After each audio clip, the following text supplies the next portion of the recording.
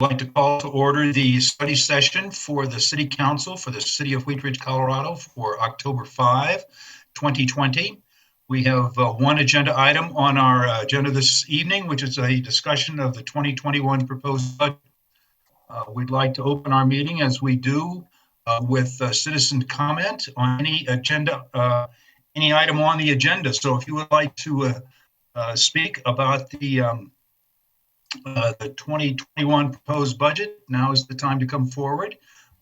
We will, if you will raise your hand in the Zoom format, Ms. Scheck will bring you into the conversation. And if you would give us your first name and your last name, and please spell your last name and give us your address for the record, then you'll have 3 minutes to speak on the budget, and our Mayor Pro Tem will keep time for us. So I think that's all of the preliminaries. Ms. Scheck, do we have people wishing to speak? If you would, raise your hand in the Zoom format. Mayor, we do. We have Kelsey Robb. Okay, Kelsey Robb, please join us. And if you would introduce yourself. Hello, everyone. This is Kelsey Robb, R-O-B-B. I am a resident in District 1 at 3460 Quay Street. And I'm here to represent, I'm currently serving as the board chair of Local Works, as you all well know by now. And I do want to briefly address a topic that came up in the last study session, and that was when Then Wheat Ridge 2020 was initiated, and the idea being that it would be self-sufficient relatively quickly. Our community was a very different place then. I think we can all agree that 15 years ago, Wheat Ridge was a different place, and the organization was a different organization. We've adapted a lot over the years, and we've been able to maintain that dedication to the city and to the community throughout the last 15 years. This year, for the first time, our board actually put into writing in our strategic plan that it is our goal to work towards self-sufficiency. So that is in our strategic plan. It's in one of the many dozens and dozens of pages you've all received at this point from the organization. We've sent you a couple different versions of all the documentation in addition to everything that Kate has presented, plus all of the citizen comment that I know that you've been receiving from local community and business leaders. So I just want to echo their support, and I'm here to reiterate that ask and ask that you continue to support what I call the Local Works net of programming. You know, someone will come to Ridgefest and we learn that they're a business owner and they can participate in one of our business programs. And from that, they end up hosting a Live Local event. From that, we meet another business owner, or we meet a community member who wants to be engaged with the community. And that's what I consider the Local Works net of programming, and how we continue to serve and build a vibrant and sustainable Wheat Ridge. Thank you. Thank you very much. Our next speaker. Mayor, we don't have anyone else with their hand up. Okay. If there's anyone else in the public who would like to speak on our agenda item, the 2021 budget, now is your opportunity to speak on that. If you would like to speak, please raise your hand in the Zoom format, or if you're joining us on the telephone, speak up and I'll recognize you and you may speak. Do we see anybody with their hand up? No, Mayor. Okay, I'm going to go one more time. If you would like to speak at tonight's meeting from the public, please raise your hand in the Zoom format and you may speak. Nobody, Ms. Scheck? No, Mayor. Okay, thank you very much. We will close then our citizens' right to speak and move to our first agenda item. That is a discussion of the 2021 budget. I'm going to go to Mr. Goff. Thank you, Mr. Mayor. Welcome, or good evening, everybody, and anybody that's listening out there. Honored to present my 19th budget to City Council this year. So thankfully, I have Alex Scheck here this year, who really took the lead of the budget. So I want to thank her and our budget team, Marianne, and everybody else. I'll let Ali give some kudos to the rest of the team, but of course all of our department directors who are here this evening, and their budget staffs too, who also helped with this year's budget. So this year we're going to take a slightly different approach to the proposed budget presentation. You all know, obviously, that 2020 has been a very unprecedented year in many ways, and many uncertainties still lie ahead. However, I'm so proud of how our organization and all of our employees really stepped up this year to continue to provide exceptional and, most importantly, safe programs and services to our residents. I'm also so thankful for the strong support and leadership of the mayor and city council that was provided during this time. We couldn't have gotten through this without you. So thank you for your patience and support and of all of us during this time. So first tonight, we would like to really take a quick look back at what we accomplished this year under these unusual circumstances. And after tonight's presentation, I really hope that you leave with a heart full of pride and confidence that city still has many great opportunities on its horizon, is in a strong financial position, and your staff are making prudent decisions to continue to move the city forward. Once again, and this is just one sign of, or some evidence that the city is budgeting prudently and based on national standards. The city did receive the Government Finance Officers Association's Distinguished Budget Presentation Award for this year's budget. To earn this award, the budget must meet a number of detailed criteria according to 3 reviewers from across the country. One of the reasons we submit for this award is to learn how we can improve.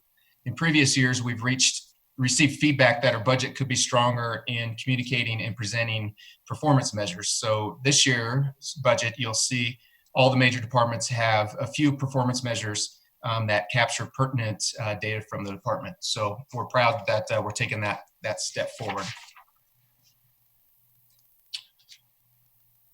So Wheat Ridge Vision 2035, you've seen this, you've heard this numerous times. This is why we do what we do. So I always like to reiterate that and read this before we talk about the full budget. But Wheat Ridge is an attractive and inviting city and community for families. Wheat Ridge has great neighborhoods, is a hub of commerce with the choice of economically viable commercial areas, and has diverse transportation. Wheat Ridge is committed to environmental stewardship, and its residents enjoy an active, healthy lifestyle and are proud of their hometown. Wheat Ridge, a great place to live, work, and play. So looking back on this year, it's been a challenging year, but a very productive year still. The city really never slowed down or stopped working. So really want to celebrate some of that tonight with you all, and thank staff for the great work, and again, council support for all of this. Over the last year, especially since COVID, of course, we provided exceptional support to our businesses in numerous ways. First of all, through our business stabilization grant program, we provided grants, $500,000 worth of grants to over 217 businesses. Local Works provided $50,000 of loans through their adaptability loan program. We provided over $100,000 in our business reopening assistance program, which we call BRAP, and Local Works administered that for us. And we distributed masks and other information to our businesses to help them through this process. And as you can see in the slide here, there's Grammy's Goodies, their outdoor dining. That was part of the BRAP program that we used CARES Act funding to help them expand their outdoor service. And the other picture, I believe, is, what is that, Allie? I think it's Edwards Meats. Edwards Meats, yes. And Manolas. which one? Manolas. Manolas. Manolas. Oh, thank you, Zach. I'm so sorry. And thank you, Mr. Irvin. And that's one of our employees was distributing masks to the businesses. One of our Parks and Rec employees who shifted some of her duties and helped us distribute masks to our businesses. So great employee there.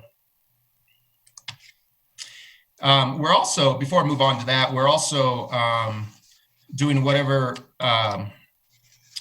supporting our business community was a top priority for us this last year. And I'm not sure if I mentioned this to council yet, but we have requested an additional $250,000 from Jefferson County and CARES Act funding for a third round of business grants, and heard that we most likely will receive that. Haven't received that yet, but I believe they talked about it late last week. So excited about that. And Mr. Urban, are you ready to give out some more money?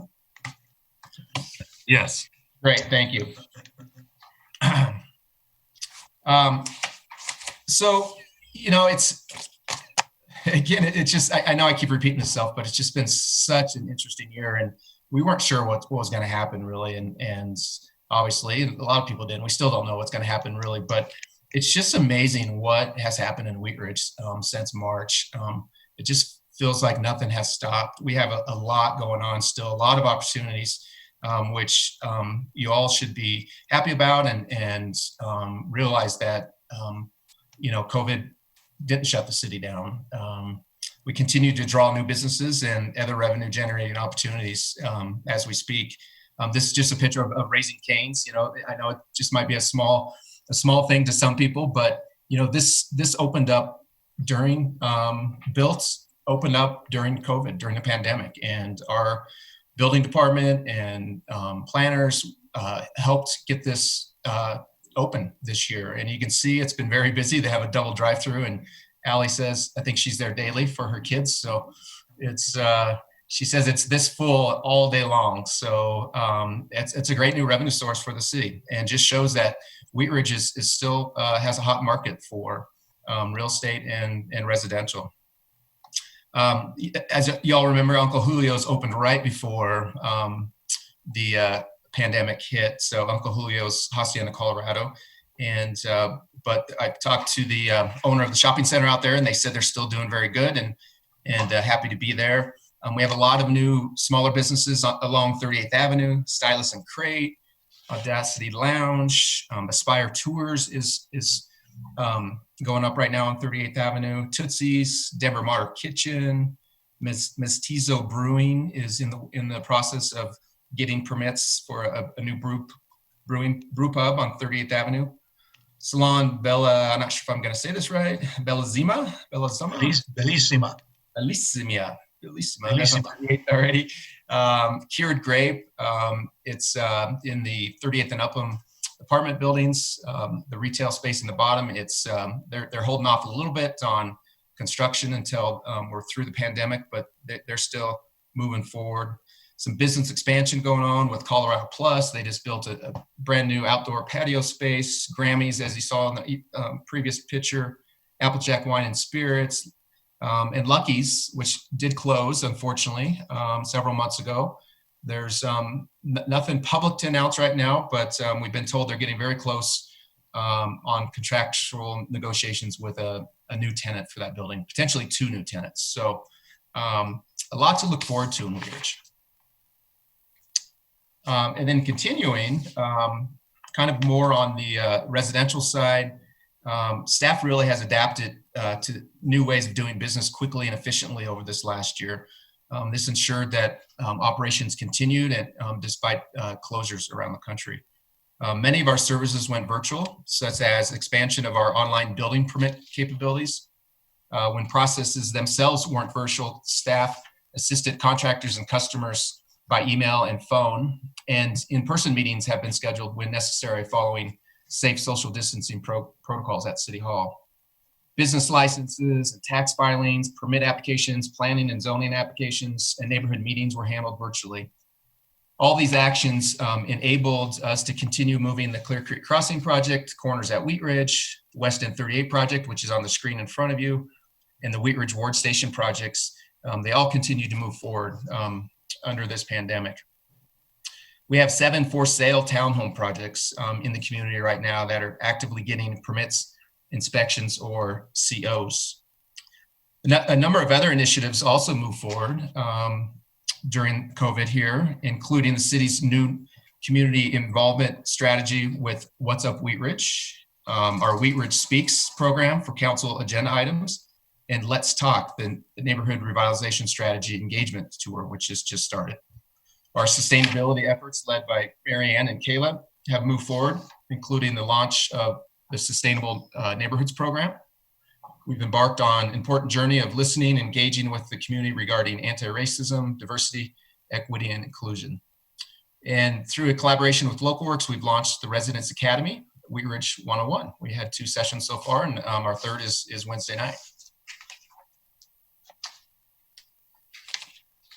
And Continuing on year in review, Public Works, we successfully completed our reorganization of Public Works and Community Development this last year. And we moved our construction services team from City Hall to a new office module down at our operations facilities. And really uninterrupted essential services during the pandemic. We actually had some snow storms after we shut down in March. And so we continued with our snow and ice control, public infrastructure maintenance, repair, vehicle maintenance and repair, right-of-way construction permitting, licensing and inspection. As needed, street sweeping and debris removal to mitigate a significant increase in trash and debris in city right-of-ways is also taking place, especially in the last few weeks. Greg Knutson, our Public Works Director, is online. Do you have anything to add, Greg? Thank you, Patrick. No, I just want to reemphasize what's being said about how the city has stepped up and the services that were performed, and it just continues, even though each day it seems like something else happens. Thanks, Greg. And then on to public safety. In addition to providing public safety services, the police department accomplished a great deal through this challenging year. We onboarded a new chief, of course, Chief Murtha, who's on the line tonight. And he keeps asking for a new honeymoon period once this is all over. He feels like he didn't get one. So he started in February and everything hit as soon as he came. So he may get a new honeymoon period here in a few months.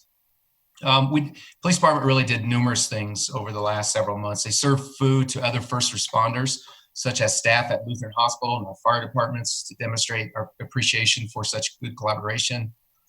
They made report filing available online. They coordinated additional cleaning and sanitation of our vehicles and holding areas to keep staff and the public safe. Coordinated the PPE acquisition for the city. They really engaged with our community and made the day of many, many people with drive-by birthday parties, supported staff and their families through these challenging times through webinars and seminars, held conversations with the community about diversity and inclusion, assisted Denver in protecting persons and property during protests earlier this year.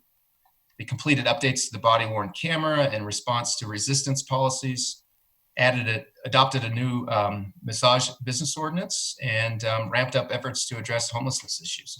So quite a bit going on in our police department. Chief, did you have anything to add to that? I'll only say thank you to everybody for welcoming me. And I do echo Greg's sentiments. The support here is unrivaled. I come from another place, and I just don't think we could have done it as well as Wheat Ridge is doing it. I appreciate the support for me personally and for the men and women who are doing this job. And I look forward to continuing to serve the citizens of Wheat Ridge and the entire community. So thank you. Thank you, Chief. Additionally, our municipal court kept cases moving so that clients could expect expedient and fair hearings. Staff worked very hard to implement a secure virtual solution for hearings in order to keep staff and clients safe. Many cases were handled by mail and by phone. When court reopened for in-person hearings, we had strict protocols were and currently are still in place to keep everybody safe. So Judge is on the line tonight. Do you have anything to add? No, but I think the court staff has done a good job, and Patrick's office has been good in supporting court and seeing people both virtually, and we do have some in-person court as well. So thanks to all. Thank you, Judge.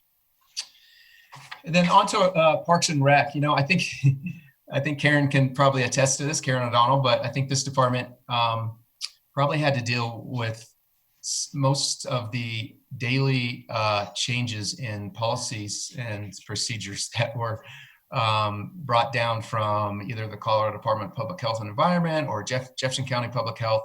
Karen and I would have a conversation in the morning, and then by afternoon we'd get a new directive, and her and her staff would go back and adjust very quickly. And I'm very proud of this department of what services they were still able to provide during this difficult year. Lot going on though with facility safety measures. As you all know, the rec center is open on a reservation basis right now. we had created a virtual recreation center for those folks who couldn't come back into the recreation center. We had live fitness classes. Those are ending soon here, but we still have over 100 pre-recorded options that people can still use at home, and not just for fitness, but for athletics and children's activities. Continue following local and state health department regulations, as I mentioned, which we're changing every hour for a while. That has slowed down a little bit, so that's great. Outdoor fitness, we're offering outdoor fitness classes and drive-through events, and opening more options every day. And our goal at the beginning of this in Parks and Rec was to provide as many services as we could to our citizens, so that they had options during the shutdown, but making sure that we were doing that very safely, of course. We are going to be opening more options for our active adult population, which is considered one of the more vulnerable populations. So we've been still have strict regulations on them, but we're going to try to open up some capacity to provide some options for our seniors. And we had very successful performances in the park series, practicing social distancing this summer, and I think they were all sold out. But Karen O'Donnell is on the line. Do you have anything to add, Karen? Sure, just a couple of things. I just wanted to mention that our parks forestry and open space staff also continued to beautifully maintain our parks and open spaces with no seasonal employees this year. So they did a whole lot with less, and I'm so proud of their accomplishments. And our team helped with various city initiatives, as Patrick mentioned, the mask delivery, to helping our admin services team. And then to tack on to what he mentioned about the Active Adult Center, we just decided today that we're going to be opening on a very limited capacity to pre-registered fitness classes and similar activities on November 2nd. So that's pretty exciting for our active adult population. But more than anything, I just want to say that I'm so proud of our staff who have managed through this really difficult, ever-changing time so beautifully. Great. Thank you, Karen. Karen's done a great job, so thank you. So now we're getting into a little bit of numbers here, but before we jump into the 2021 proposed budget, still like to recap some of the adjustments that were made in this year's budget. So if you remember, we came to you on March 30th with 3 potential scenarios for revenue reductions that were caused by that we projected were going to be caused by the COVID pandemic. And basically we came up with 3 different scenarios based on the severity and the duration of the pandemic and the virus and the shutdowns. So we had these 3 different scenarios, A, B, and C. Obviously C is the worst case, and we projected we could be losing up to 12 million. And that was basically if everything was shut for the whole year this year. And that hasn't happened, which is very good, because as you can see in the bottom part of this slide, we're estimating that our general fund revenues by the end of this year are going to be reduced by about $4.3 million. So that's right in line, even a little bit less than our best case scenario, scenario A. And those revenue reductions are mainly coming from our recreation fees, related fees for our outdoor pool and our recreation center and fitness classes and other athletic programs. 1.2 of use taxes, about 800,000 of sales taxes, 200,000 in other taxes, and about 200,000 in interest. The city treasurer gave it an update on interest rates a few weeks ago, and we did get hit pretty hard with the low interest rates. So very good news. We did much better than we projected, but pretty much nailed our best case scenario, scenario A. And this next slide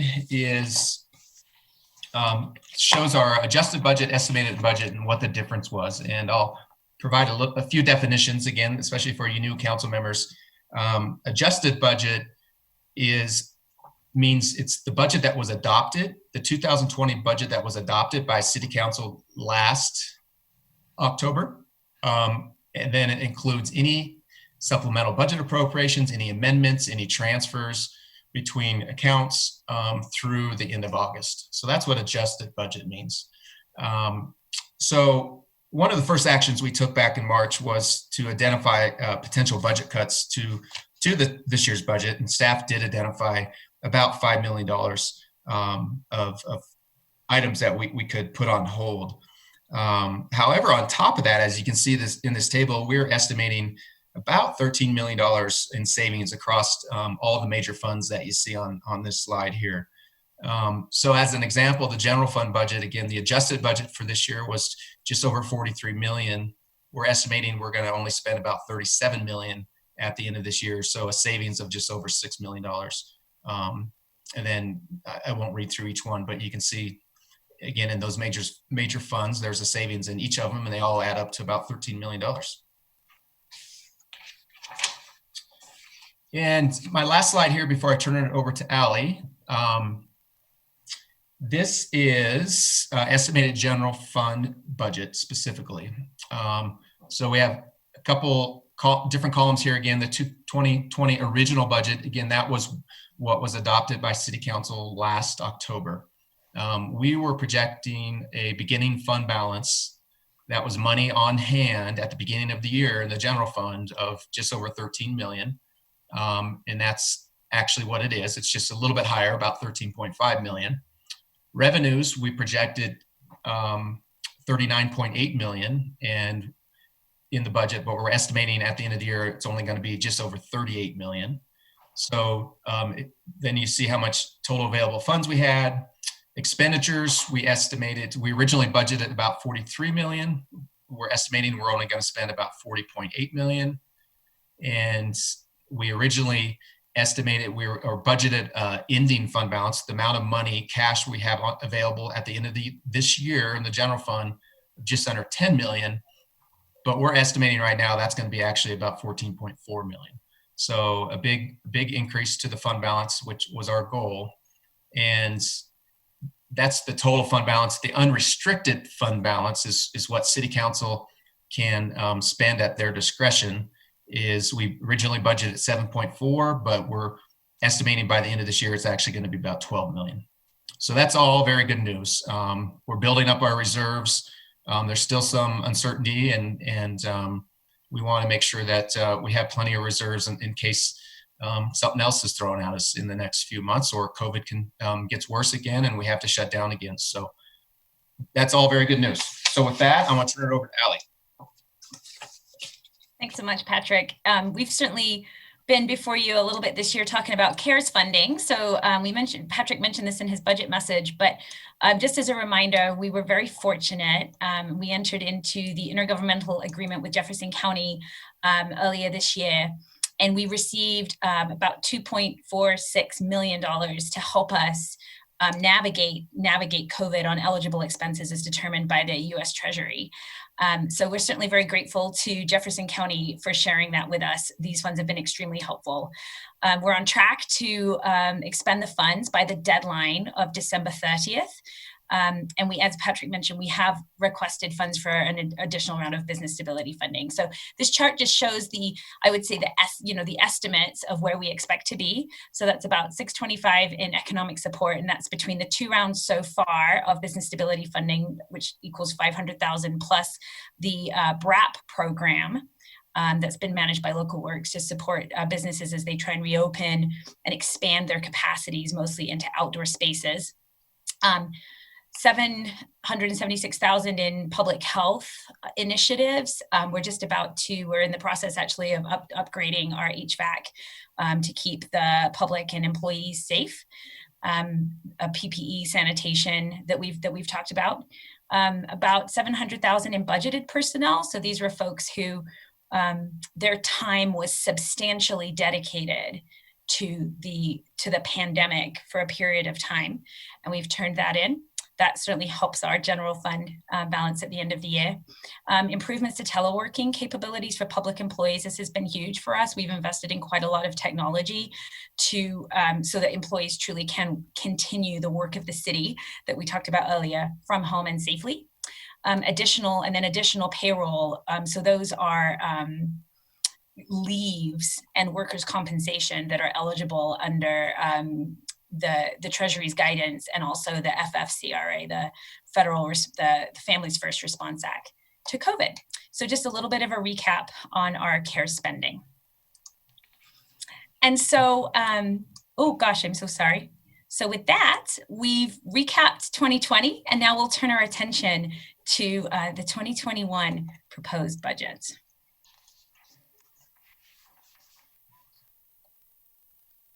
We'll talk about the budget fund structure, and we'll talk about our revenues and expenditures.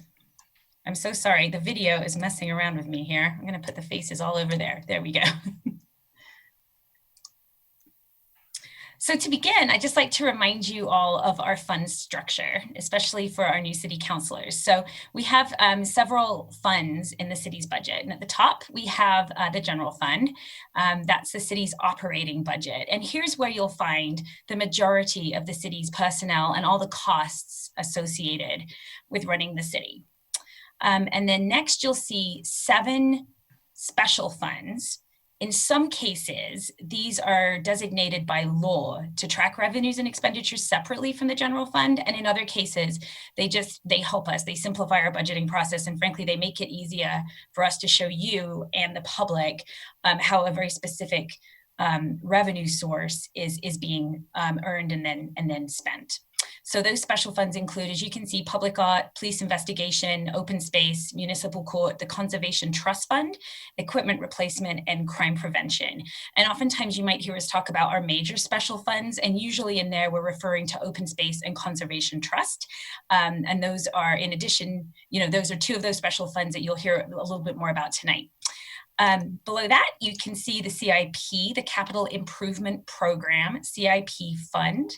And in this budget and in your budget book, you'll see that we do have a 10-year plan for the maintenance and construction of the city's durable and fixed assets, such as streets, drainage ways, bridges, parking lots, and other items. So 20% of the city's lodger's tax goes into this fund specifically to support the CIP.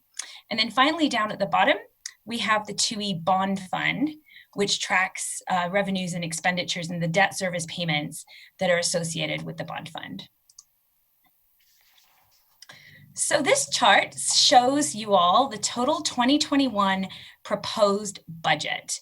And this ties to the fund summary that's in your budget binders under the revenues and expenditures tab. And I'll just draw your attention to the far right column. And that's inclusive of all funds. So we are projecting that at the beginning of 2021, the city will start off the year with 25.8 million in our fund balance across all of those funds we just talked about. We're estimating that we're going to bring in about $56.6 million in revenues. Our proposed expenditures will be about $59.5 million, leaving us with an ending fund balance of $23 million. So that is the high level overall 2021 proposed budget. The next column, the middle column, other funds, is simply that same information, but without the bond fund. So that hopefully that helps make sense of that chart in your budget binders. And just here's the percentage breakdown of the total budget by fund. You might all be curious how the big number of the total proposed budget compares to last year. And it's a reduction of 22.6%. But I'll tell you that it's deceiving because in the 2020 budget, the 2E bond fund, which you can see here is a little slice at 5.9%, was much greater in 2020. It was 20% of our total budget because so much of the spending occurs in this year that we're currently in and not so much in next year. So it's a little deceiving, but you can see obviously here that the general fund is continues to be our major fund. So turning now to that major fund, the general fund, and I'd like to thank Treasurer Miller. He and I spoke about this on Friday, and in his words, he said, this is a cautiously optimistic budget, and he's 100% right. We are cautiously optimistic about the city's revenues over the next 15 months. However, the budget itself doesn't necessarily paint that picture. The budget, we decided, should be very conservative in our revenue projections this year. And so in that, along those lines, we showed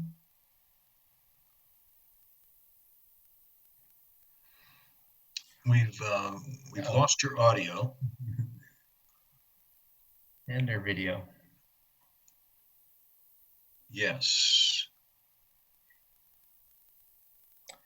I can continue if that's all right, Mayor. Okay, yes, please do. And Right. I'm sure Ms. Scheck is working on the back office to get back in. So as Ms. Scheck mentioned, this is just the general fund, the largest slice of pie that you saw. Oh, she's back. You back, Allie? We're projecting revenues of just over 36 million. And whoops, now we totally lost our presentation. I am the host now, she's telling me. Okay. Hi, can you hear me now? Yes. we can hear you now. Okay, great. 1 second and I'll start up from where we were. I'm so sorry. Okay, that's okay.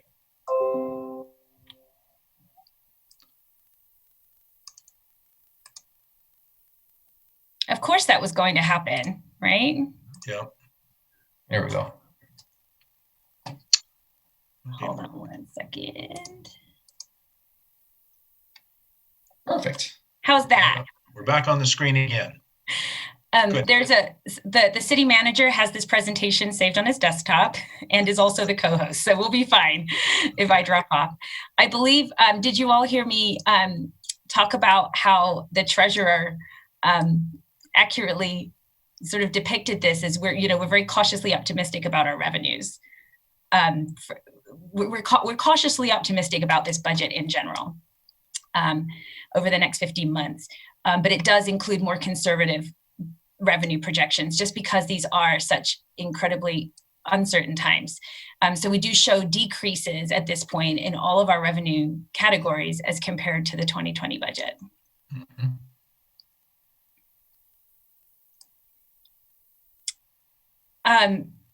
Obviously, this is the pie chart that shows the percentages of our revenues, and as you can see, sales tax is still obviously our number one, our much biggest, and the one that we worry about the most.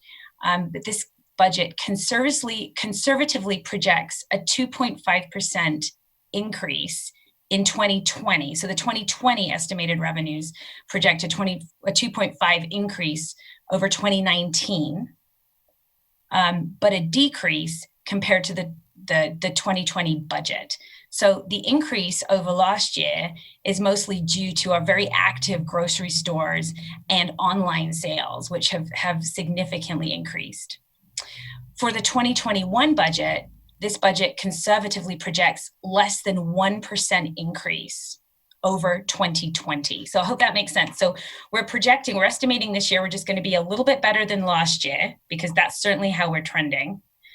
And then next year, what we've done is we've held those revenues flat with less than 1% growth for a couple of new businesses, one of which is already open, and the next which will be close to opening by the end of the year, if not open already. So hopefully that makes sense. This approach, this sort of keeping revenues flat approach, it really accounts for the unknowns of the pandemic. It'll account for another stay at home if that should occur. It could account for any economic turmoil caused by the upcoming election. So we felt like that was, for this point, this early in the game, the best way for us to build the 2021 budget. This is the financial health of the city that we've shown this chart in previous years. And what you'll notice here is that obviously our revenues, despite all of this, continue to grow year over year. So the portions of each bar in orange show one-time revenues. And it's important to point those out because these can create sort of a bad or a false picture if they're not properly interpreted. So the one-time revenues, there's a chunk of orange that you see there in 2020, that is the CARES funding. So that's the $2.46 million in CARES money.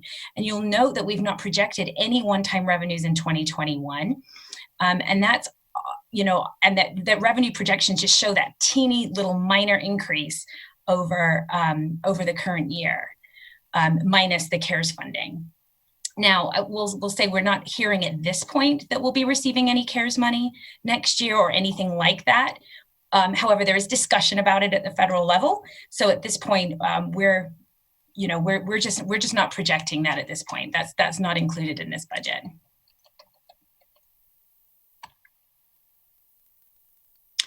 Turning now to expenditures, the general fund expenditure projection is $37.6 million, and we're proposing to transfer $1.3 million to the Capital Improvement Program Fund, leaving our total general fund proposed expenditures at $38.9 million.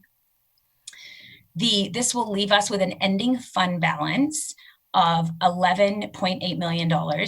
On the unrestricted portion of that will be about $9.3 million, which is 25%.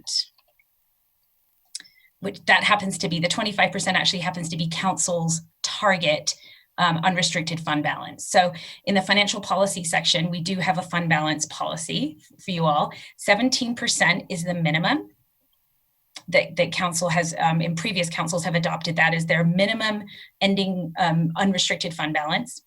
That would actually be, I have the number here, $6.3 million would be 17%. That's about 2 months of operating expenditures.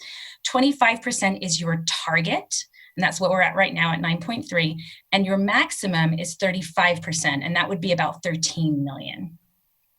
So the restricted fund balance of $2.439 million. 3%, that's through this 3% TABOR emergency reserve. So that's 3% stipulated by TABOR. There's about $225,000 that's reserved for PEG fee expenditures. So that's money through our PEG channel, the channel 8 that we get through Comcast. That's money that can only be spent on that. And then $1,085,000 for the Fruitdale loan.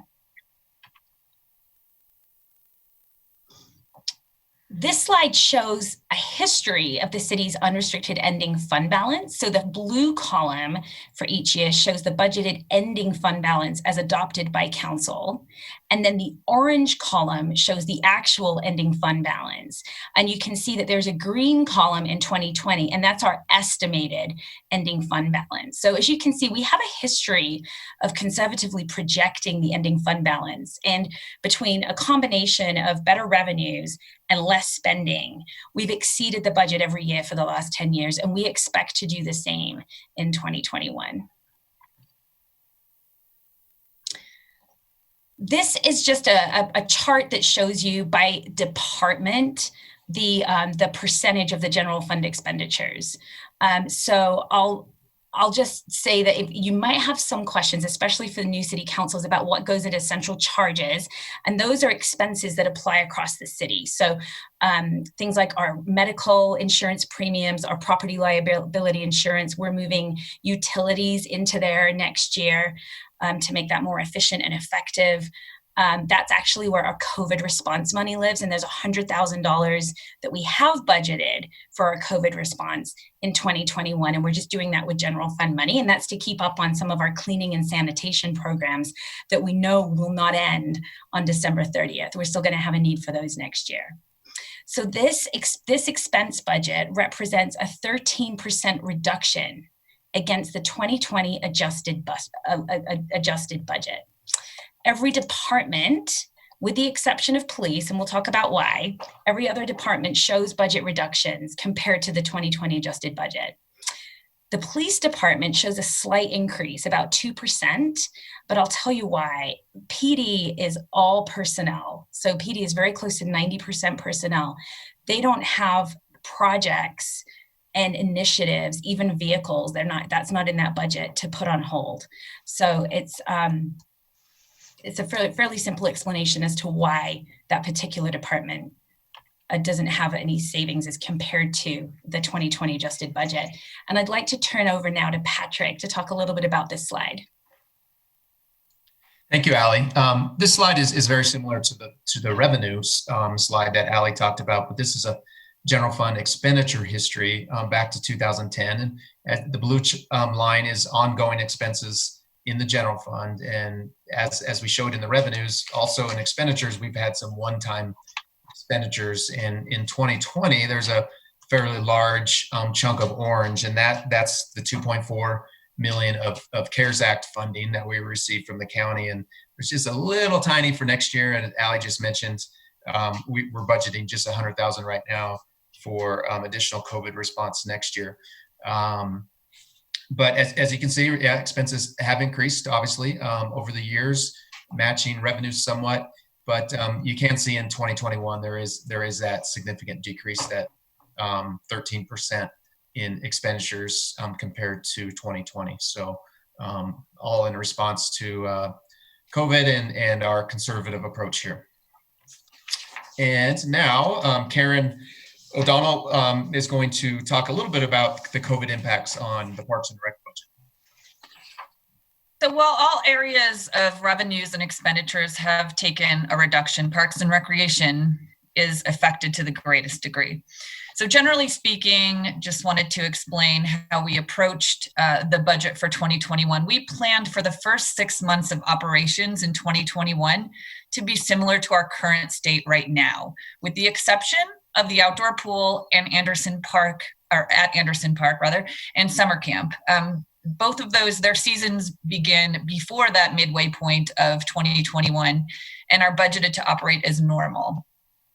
So while we've budgeted in this manner, if the impacts associated with COVID are significantly reduced earlier and programs and services can open up at a greater capacity and current restrictions are reduced or eliminated, we will be prepared to increase program offerings as well as open all recreation facilities to a greater capacity. And if this is the case, I will return to you all, City Council, to request additional funds if needed. We believe that this is really the most responsible approach when facing a year of uncertainty. And we know and understand how important our services are during these unprecedented times. Our residents look to us for connection, for help with managing their health and wellness and safe activities.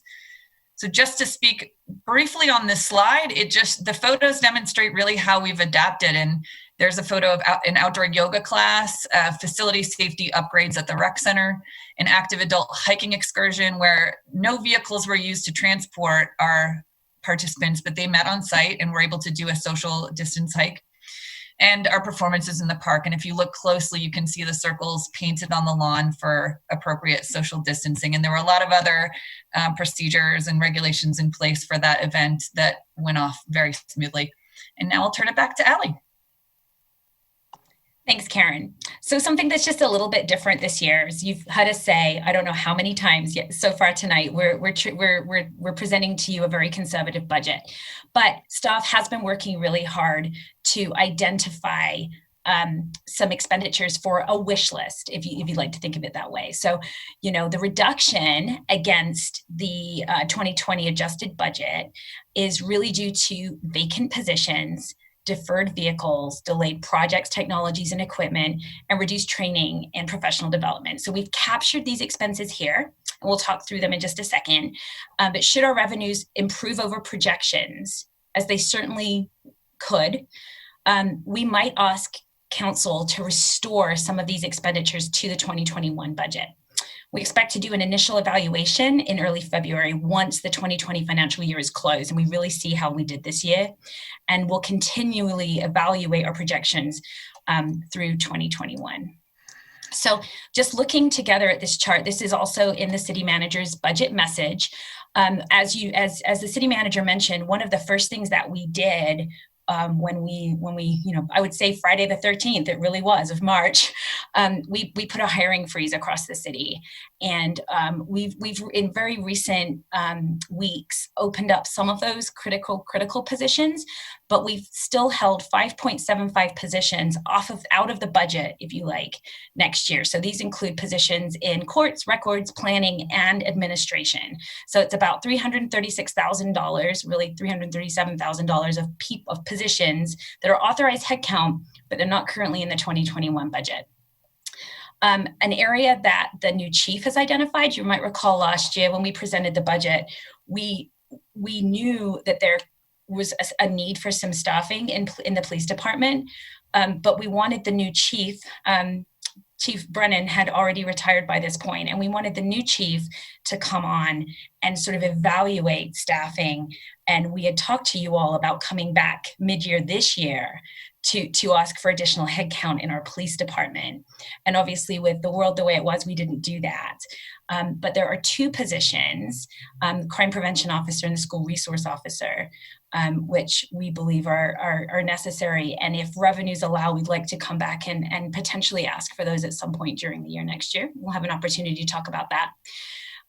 We've held 7 vehicles that are due for replacement out of the budget. That's $291,500 that continue to be deferred.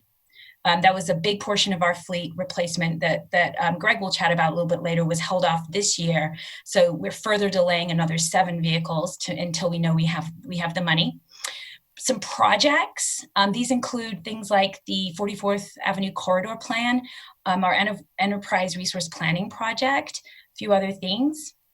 Some technology, including some facility management software, security cameras, which we've talked about before, some more audio-visual equipment, other equipment, mowers, aerators, the oven for the Active Adult Center so they can bake cookies for the Carnation Festival for a fundraiser and do other things too, office furniture and some other recreation equipment. Cookies sound good right now. And then some training and development. So included in this budget are only the essential trainings that are required to maintain any sort of licensing or credentials. So in total, we've identified about 1.4 million in items in sort of for this wish list that we might very well come to you early in next year and start to discuss some of these. So with that, that wraps up our conversation at this point around the general fund, and I'd like to turn it over to Patrick to kick us off with the CIP. I'm on mute. Great, thank you, Allie.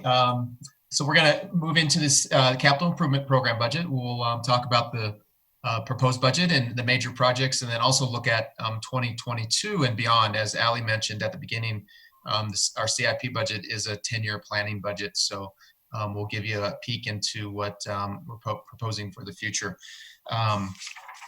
So we are projecting to have total available funds next year in the CIP budget of about 17 million. And most of that comes from our grants for the Wadsworth project. And again, as Allie mentioned earlier, we are transferring 1.3 million next year into the CIP budget to help supplement additional projects. Expenditures of about 14 million. And again, most of that, as you can see from the pie chart, the blue slice is the Wadsworth project. And now I will turn it over to Ken Johnstone, and he will talk about some of those specific projects in more detail. Thanks, Patrick, and good evening, Council. Yes, we gave you a fairly thorough update on the Wadsworth project a couple weeks ago at a study session, so I won't go into great detail, but we're well along the way on that project. We're probably halfway through the process of acquiring necessary right-of-way. We've just recently submitted the final construction documents to CDOT for their final approval, and we're ready to go out to bid for construction contractors in the month of December with the intent of starting construction in the spring of 2021. So that's kind of the update on Wadsworth, and I'll hand it off to Greg to give an update on the preventative maintenance. Thank you, Ken. Good evening, Council. Preventive street maintenance this year is 1.5 million. And just a little background on our preventive maintenance. Each year, the city performs a variety of preventive maintenance projects to maintain the city's roadway infrastructure of over 100 miles.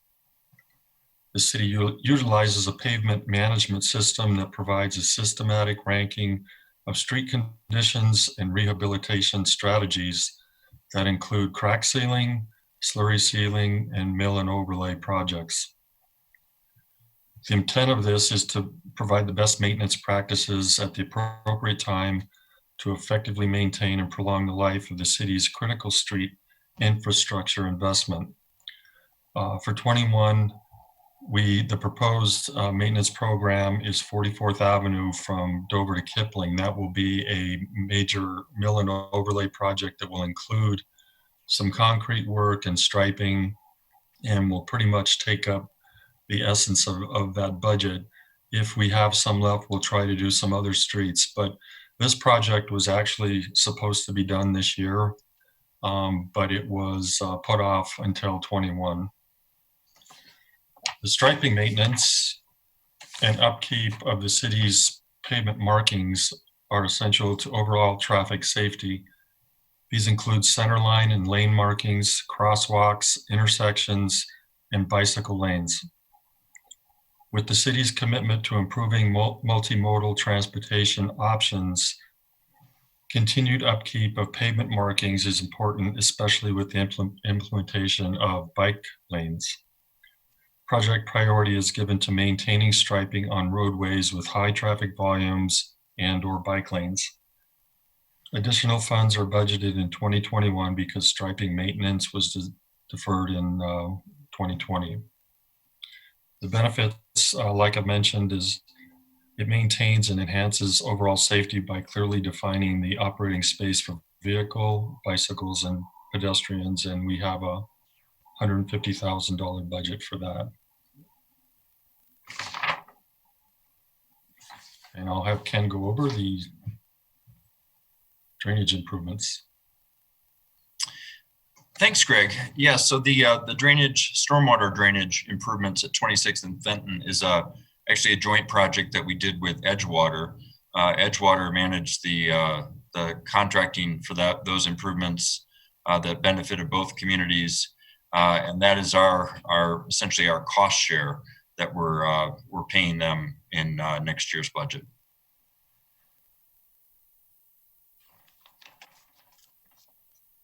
For the ADA improvements, and I also want to mention that last CIP project for striping was also deferred to 21. We did not do any of that work this year. The same for ADA improvements, which we have a budget for 50,000, and just some quick description on that is the programmed improvements are associated with the completion of an Americans with Disabilities Act transition plan, which is in accordance with federal and state requirements. This is an ongoing program with locations for improvements selected based on community need and priority, such as proximity to schools and resident requests. Some of the benefits from this are, this plan identifies upgrades needed to increase mobility and meet federal ADA requirements. These improvements include curb ramps and other types of mobility access improvements. It provides means for a long-term plan to leverage resources and other city projects, such as pavement management.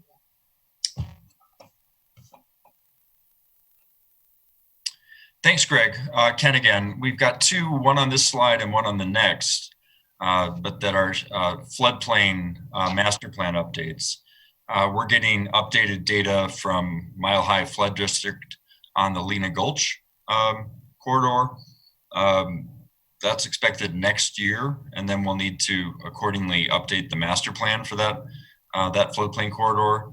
And then we actually have received FEMA data for the Clear Creek stormwater or drainage corridor from 2016, but we're still in the process of getting those maps updated through FEMA.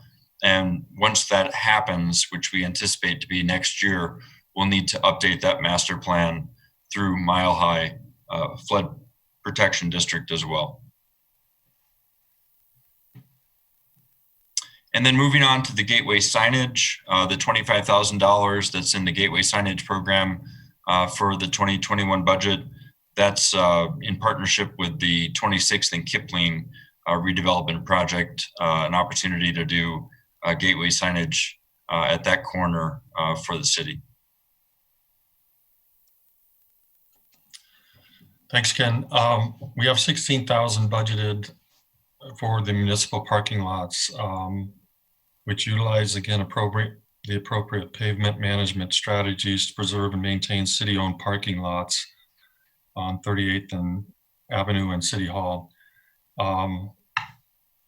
In 2021, as should say on 38th, that will be at Ames and Teller, I believe, High Court, that those two city-owned parking lots will be done.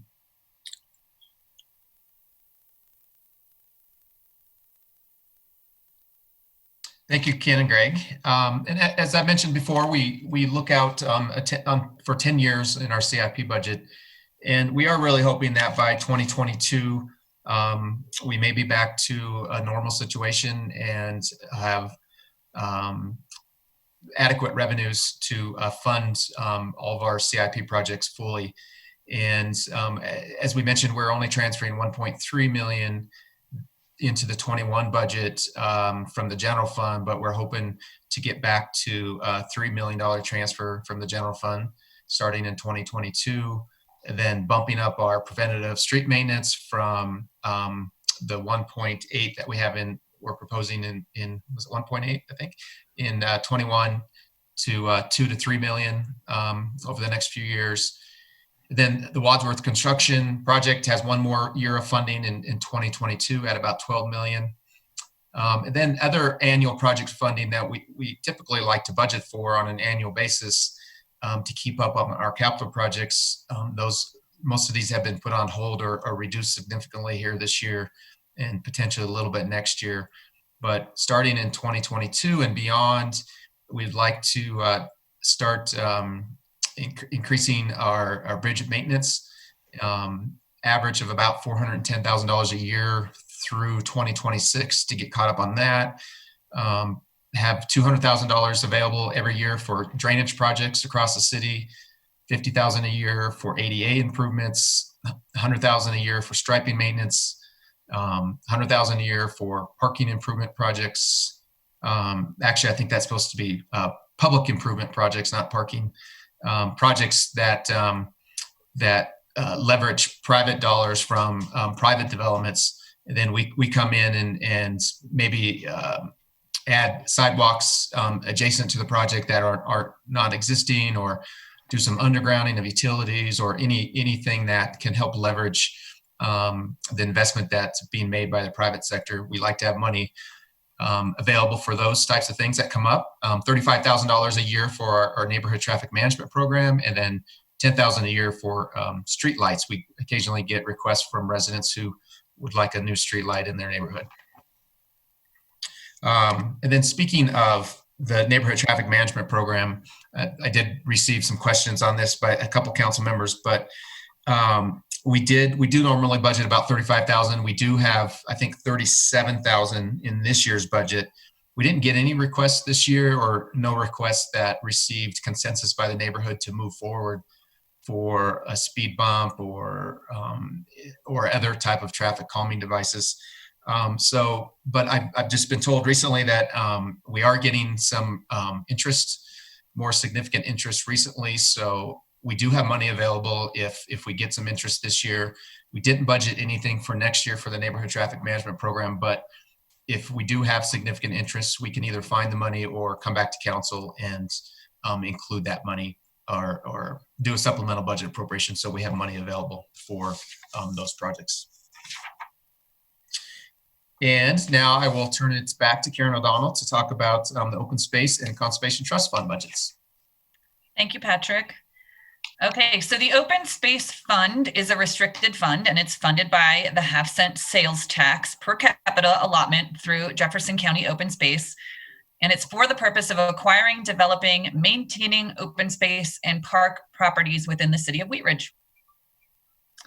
In the Open Space Fund, which is also known as Fund 32, with a beginning fund balance of $2,658,220, the available funds into 2021 are projected to be $5,459,509. So our projected revenues for 2021 are $2,801,289. And our major revenue sources are, number one, our projected grant funding, which is $762,970. And that includes our GOCO local government grant extension, which we just received on a grant that was previously received a few years ago in the amount of $350,000 for Prospect Park Phase 2. And the GOCO Resilient Communities Grant, which we recently received in the amount of $162,970, which is for the fishing dock, which is part of Prospect Park Phase 2. And there's a projected amount for Jefferson County Open Space Local Partnership Grant dollars. But if this grant is not secured, we won't incur that expense. Other revenue sources include the Jefferson County Open Space Tax in the amount of $1.2 million and parkland dedication fees in the amount of $838,069. $102,389 of which is unrestricted, and $735,680 is restricted for transit-oriented development. Sorry, got to scoot down on my notes here. Our 2020 projected expenditures are $2,940,112, and these include $1.8 million to complete the Prospect Park Phase 2 project. And I'll just tell you a little bit more about that project because I know not everybody is familiar with all of the phases. So Phase 1 was completed in 2018. And it included 2 baseball, softball fields, and a football field. These were complete renovations with sod, irrigation, fencing, and new play surfaces. Phase 1 also included the drainage associated with these 3 fields, as well as sidewalks and trail connections, including ADA compliance. So Phase 2, which is what we're talking about, funding in 2021, includes a new large pavilion, which actually the pavilion component was funded in 2020, and there's an RFP that will be issued shortly. So that will be underway here soon. Pickleball courts with lighting and shelter, parking lot improvements, a new entry road and an entryway signage, the fishing dock that was mentioned previously with the grant funding, a relocated playground, additional park amenities near the pavilion, and road improvements on the south side of the park for safer access. Then Phase 3, which is unfunded, represents the northern portion of the park and includes a new restroom building and storage, Burbert House renovations, a picnic area with a play feature, and parking lot improvements. Other projects include $500,000 for trail maintenance and repair. And if that's under the condition that the Jefferson County Open Space Local Partnership grant dollars are received. And we intend to package trail projects together, including Prospect to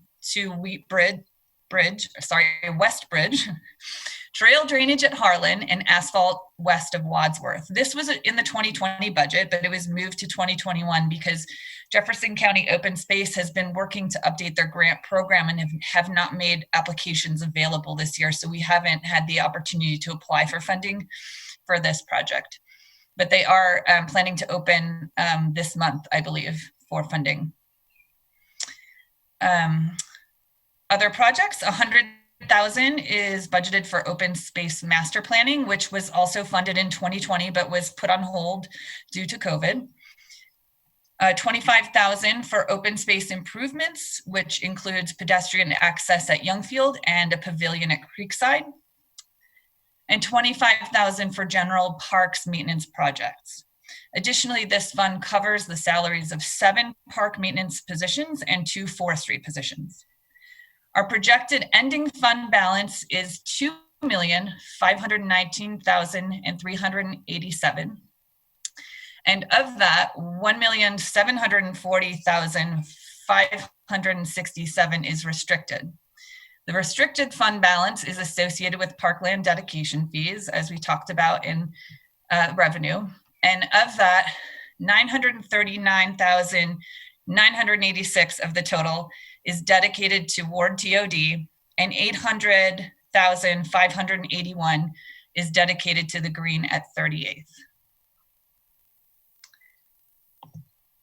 So moving on to the Conservation Trust Fund. The Conservation Trust Fund, or CTF, is also a restricted fund.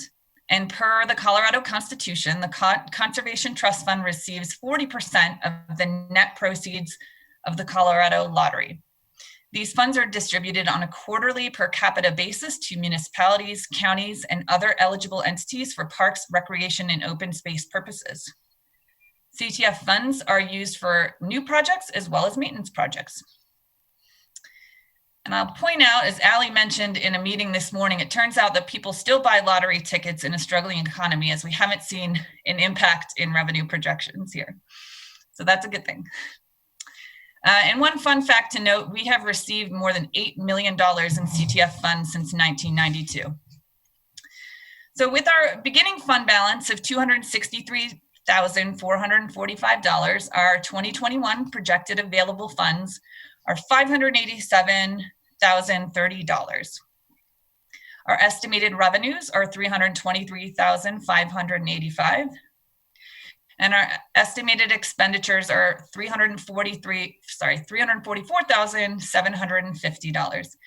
And those expenditures include $230,000 for recreation facility maintenance projects. And to dive a little deeper into that number, $50,000 of that is a capital reserve fund for emergency repairs at our recreation facilities. And $180,000 is earmarked for various improvement projects to maintain our existing facilities.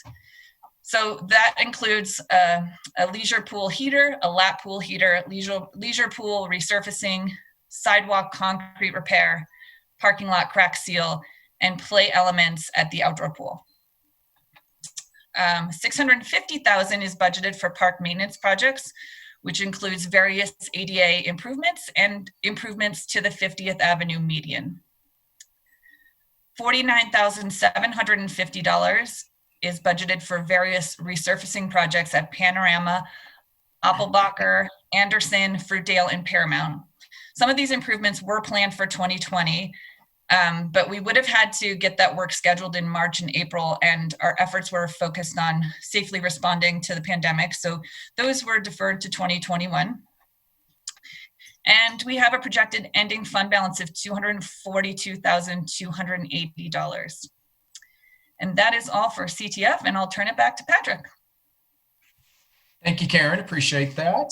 And now we're moving on to our 2E bond funds. And just as a reminder for everybody, voters approved a temporary half-cent sales and use tax for 4 projects in 2016. The tax will sunset after 12 years or when $38 million is raised. Right now, we project that 38 million will be raised in about 7 3/4 of years, almost 8 years.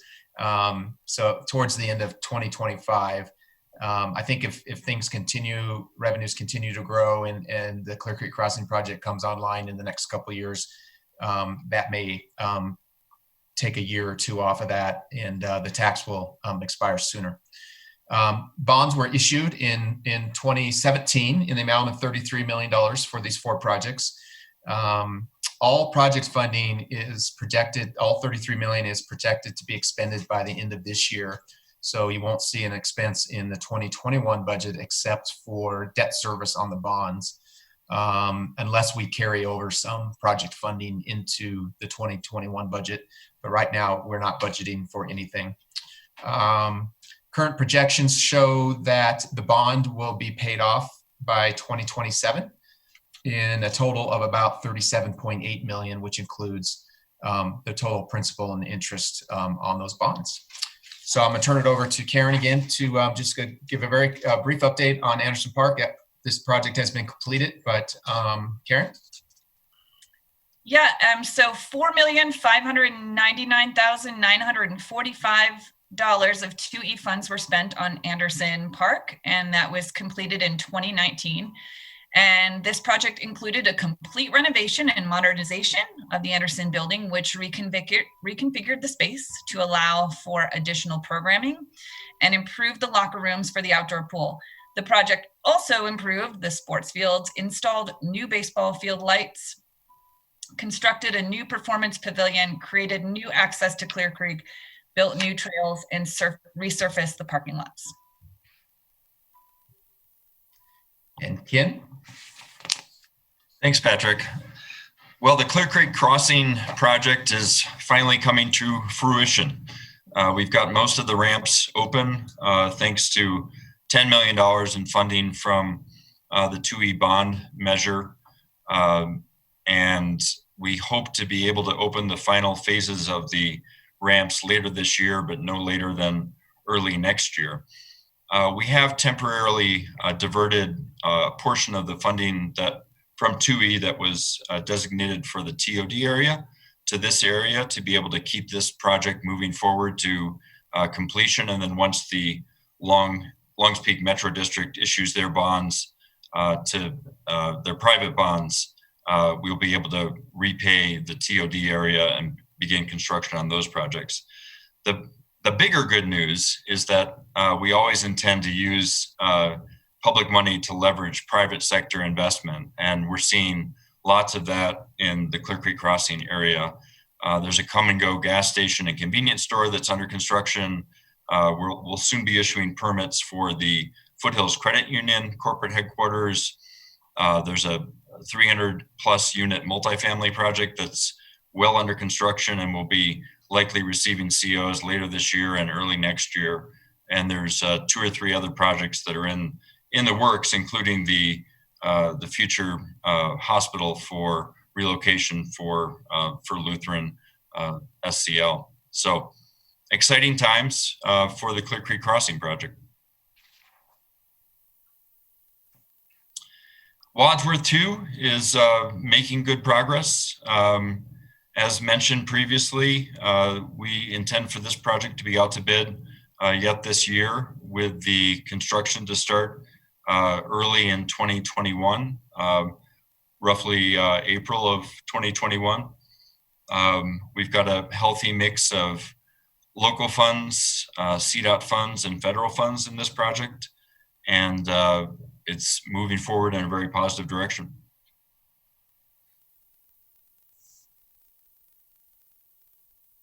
And finally, the last of the 4 2E funded projects, the exciting Ward TOD station area.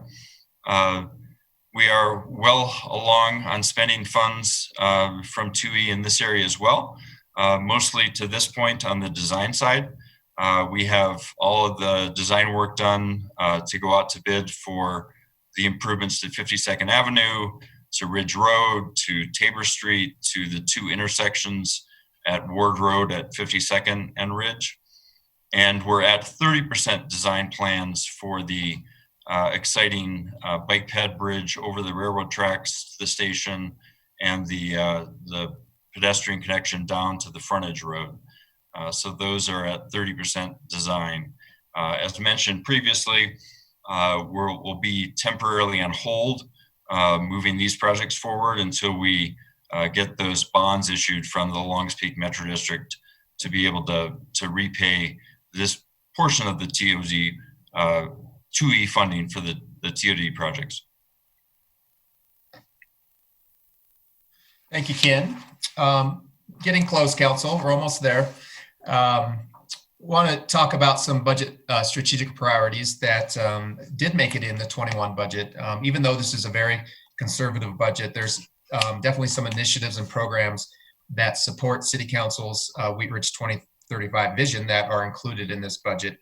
And as a reminder, we look forward to working with City Council in February when we have our retreat to talk about this current council's specific priorities for the next couple of years. So as you see on here, we broke them down into these strategic priorities, our economic development goals. We provide to the Urban Renewal Authority an annual contribution of $300,000 to support their programming. We have numerous tax increment finance deals or agreements out right now, and this money is as a revenue in, expense out. So this is kind of a wash. You'll see the same amount in the revenues, but when we receive because the tax increment financing is based on increased sales tax and property tax. And when that money comes in, based on the agreements we have with specific developments, we give that money to the developer. The TIF projects that we have right now are still for Kipling Ridge, the Wheat Ridge Corners project, Swiss Flower, West End 38, Hacienda, Colorado, and the backfill of the Walmart development. And then I'll jump down to the SSTEP program, which is $35,000. That is very similar to TIF. It's just based on increased sales tax generation. And right now we have 2 agreements, one with Grammy's Goodies and one that was just approved with Applejack Wine and Spirit. It's a small amount still right now because Applejack Wine and Spirit is probably not going to have their improvements completed until the end of next year. So they won't receive any SSTEP payments probably until primarily until 2022. Also in here is public events that Local Works implements for us, $180,000. We really believe this is an economic development tool. It does provide a lot of activity in the city and does provide additional sales for some of our businesses. Wheat Ridge Business District Grant Program has $90,000 in this budget, $50,000 for the Local Works Live Local events. And the proposed budget that we presented to you a couple of weeks ago did have $50,000 in for Local Works for their Building Up Business Loan Program and their Housing Improvement Program. After the last discussion with City Council and Local Works decided to delete $50,000 from their budget request, and they will implement those programmings using their investment fund instead. So the $50,000 is not, the numbers out in front of you do not include that $50,000 deduction yet. City Manager? Yes. May I make one correction? Yep. I am so sorry. This was my mistake. I was misreading one of the ADG reports. That's the system that we use to input the numbers. And actually, it's not 180,000 for public events. It's 135. My apologies. Great. Thank you, Ellie. And then next slide, please. Sorry. We do have some monies in the 21 proposed budget for some city functions. Our historic building management and maintenance, 63,000, just over 63,000. We are going to bring back the resident survey, which you know we were going to do this year, but we put on hold. That's 35,000. The neighborhood revitalization strategy engagement, mailings and outreach, 30,000 for that program. 19,000 for our online public hearing software, and hopefully bringing back our large item pickup program again next year, which is $5,000. And then numerous funding to some external agency contributions, 37,000 to Local Works for the TLC program, and 75,000 to the Carnation Festival. They already received 50,000 this year, and they asked for another 75,000 for next year. And then the city also budgets another 27,500 for staff overtime and barricades and other items that we assist the Carnation Festival with. And then the long list of outside agency contributions that is in your budget message, and we had a study session on $133,800 to can't remember exactly how many. I think over at least 20 different agencies that provide services to our residents in Wheat Ridge. And now I'll turn it over to Greg again, Knudsen, to talk about our fleet replacement. Thank you, Patrick. Replacement complies with city approved guidelines, and what that means, it's not just a mileage and age of the vehicle criteria. It's a pretty strict standard that's recognized by the industry, and I'll just go through a few of the items, but higher rising maintenance and repair costs, higher rising operating costs, such as fuel economy, excessive downtime, past useful service, technological or economical life, parts and or service are no longer available.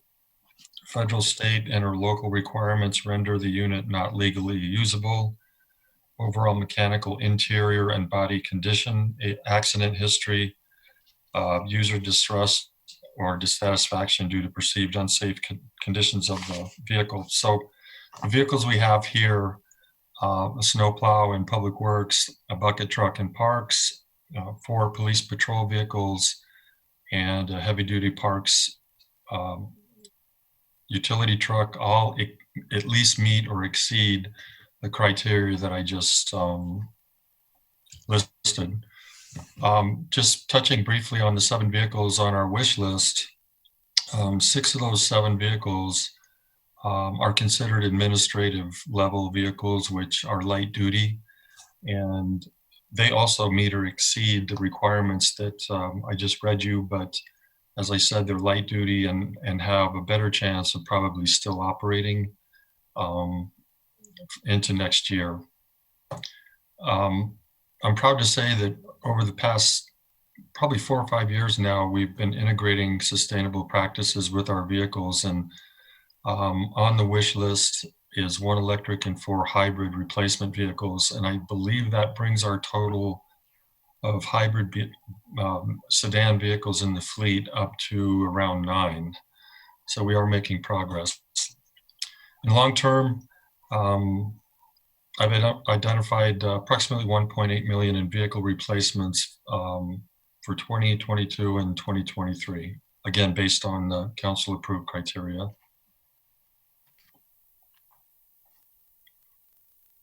I think I'm not on mute. Am I right? It's hard to tell with the slides going. Hopefully you can hear me. All right, I promise we're almost there. Let's just talk a little bit about our staffing and our benefits. And here's just some great shots of this is Jonathan Allen. He's our IT support technician who I know has helped a lot of you out in his mosque, and our patrol briefing room that got updated this year with some of our awesome officers and the chief. So in 2021, there is no proposed increase in our staffing level. So the staffing level in 2020 is 240.125, which is always funny when you're talking about a percentage of a person. Like, what's 0.125? Like an arm, a leg? I think I'm funny. But that includes the full-time homeless navigator. So that's in 2020. That includes that half. If you like, you all approved very recently a part-time addition to the already part-time homeless navigator. So the 2020 budget and the 2021 budget includes no new staffing. In the back of your budget book, there is a 5-year staffing plan that's in the staffing section, and that gives you a snapshot of the next, the next 5 years and what we're thinking in terms of the staffing that we might need.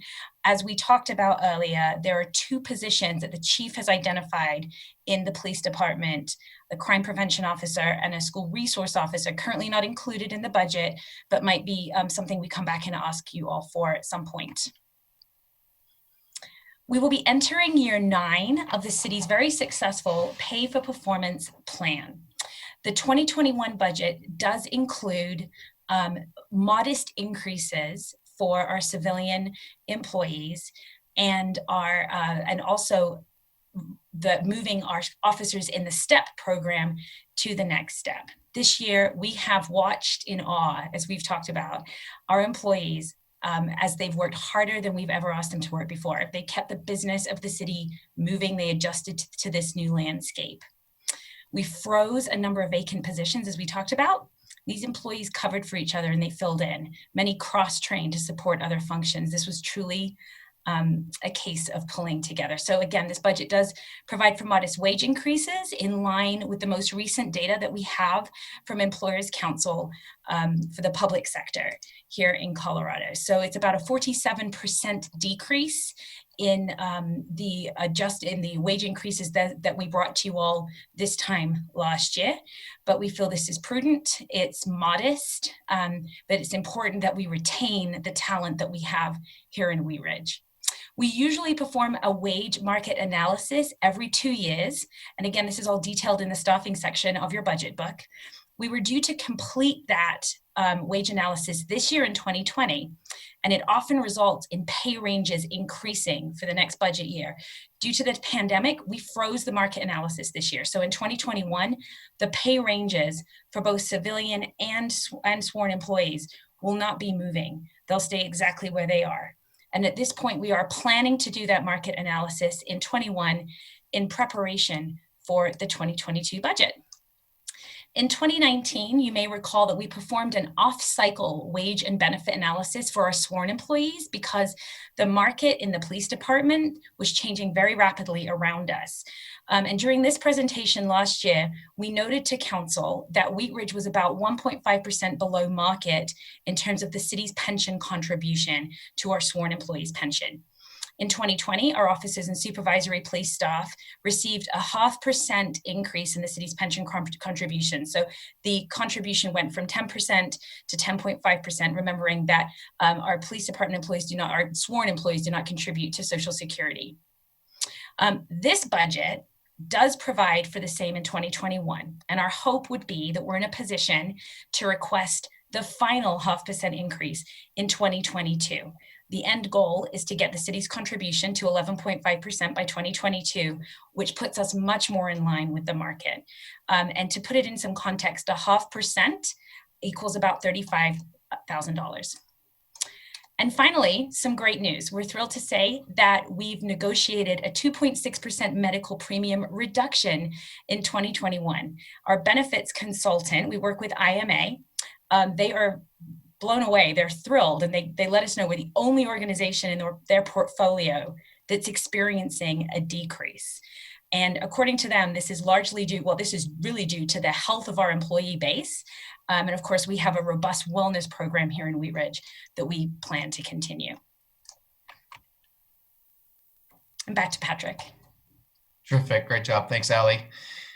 So again, we keep saying it, we're almost there, a few more slides, but just looking ahead is one of the last agenda items this evening, and looking at some short-term fiscal opportunities, which we've kind of talked about, and challenges also, and that we foresee coming up. But a lot of opportunities in Wheat Ridge still, and you all should be very proud of that. It's Wheat Ridge is a hot location for a lot of different reasons, and we're seeing a lot of investment in our community. We still have some redevelopment projects that are moving forward. As I mentioned, the corners at Wheat Ridge. I think I have a dinner next week with the developer and owner of the corners at Wheat Ridge, and we're going to talk about the future of that site, the backfilling of Lucky's, and the vacant parcel that in that development that's at 38th and Yukon Court, that we're soon, hopefully very soon, are going to receive from the Colorado Department of Public Health and Environment the clearance letter for that site. If you remember, that site has been under environmental cleanup for the last several years because of contamination from an old dry cleaner that was at the site. So as soon as they issue that letter, the developer is going to purchase that site from the Urban Renewal Authority. I think it's about $350,000 left that he owes on that. So that money will go to the Urban Renewal Authority. And then hopefully a new retail tenant will go on that property too. Clear Creek Crossing, I won't go into great detail. Ken mentioned that. Similar with Wheat Ridge Ward Station, we have a lot of residential going up there right now, but we are starting to see some interest in commercial development. Kipling Ridge, still very strong. The Sprouts has done great through the pandemic. And there is one vacant property still that the previous developer sold to a multi-tenant user, and they put that project on hold a little bit because of COVID, but hopefully they will start that up soon. You'll see a couple of new tenants next to Starbucks. The West End 38 on 38 and Upham is probably closer to 95% leased at this point. Last time I talked to the owner, they were 90% leased, fully leased. And as I mentioned earlier, they have they're under contract with the Cured Grape for a restaurant in the retail portion, a portion of the retail. And then they still have some space for some additional retail. And then the Ridge at 38, I mentioned earlier at the beginning of this presentation, we're seeing a lot of activity still, buildings being upgraded and new tenants coming in. Some challenges that we're seeing, obviously that no surprise, but we're still obviously it's under some unknown economic conditions. Wheat Ridge is doing fairly well compared to some of our neighbors. And as Ali mentioned earlier, a lot of that is because of our grocery stores and online sales and outdoor recreation companies, liquor stores, and we're just doing pretty well, but there's still some uncertainty of what's going to happen with COVID and a change or election coming up and what kind of impact that's going to have depending on what happens there. Projecting, as Ali mentioned, just a very modest growth in sales tax revenues for next year, just to be conservative. We do believe it'll probably be much higher than less than 1%, but just to be safe and conservative, we are keeping those increases fairly low. Again, more challenges long-term, as I mentioned, the pandemic and election-related turmoil. There's some uncertainties there, what that's going to do with markets and the economy. We continue to have a funding gap for major capital projects. We're doing much better, I think, over the last 5 years or so, and putting more money towards drainage projects and bridge maintenance projects and different projects such as that. But we don't have a long-term sustainable funding source for capital projects. So it depends on, a lot of it depends on grants and how much the general fund can afford. And funding for, as Ken mentioned earlier, we diverted some funding from the Ward Station to the Clear Creek Crossing project. We don't know at this point when Longs Peak Metropolitan District is going to issue their bonds. So we don't know yet when we're going to be paid back. So there's some uncertainty there. And then also phase 2 of the Wadsworth project. There are some opportunities for funding that, but there's some uncertainty too. So just a challenge that we see in front of us. The city's getting older. Our buildings and our facilities are getting much older and harder to upkeep. The rec center, believe it or not, is 20 years old now. I think we do an awesome job of keeping it up, but an example there, the parking lot is still the original parking lot, and it was originally built on very poor surface soil, and it's going to have to be replaced here very soon, and that's a chunk of money. So that we're experiencing that across all of our facilities. So that is it, and Ali's going to talk about the budget process, and we will adjourn and take questions.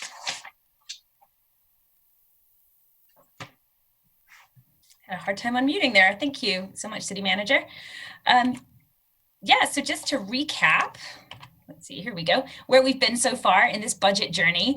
Patrick mentioned earlier that I might have some kudos, and I do. Just a huge thanks to everyone on this call, but there's also a number of people here in the city, a lot of staff that are actually listed in the budget book, and some others who have been working on this with us since about April when we began really looking at it. And this was a particularly fun year. It was a big puzzle this year.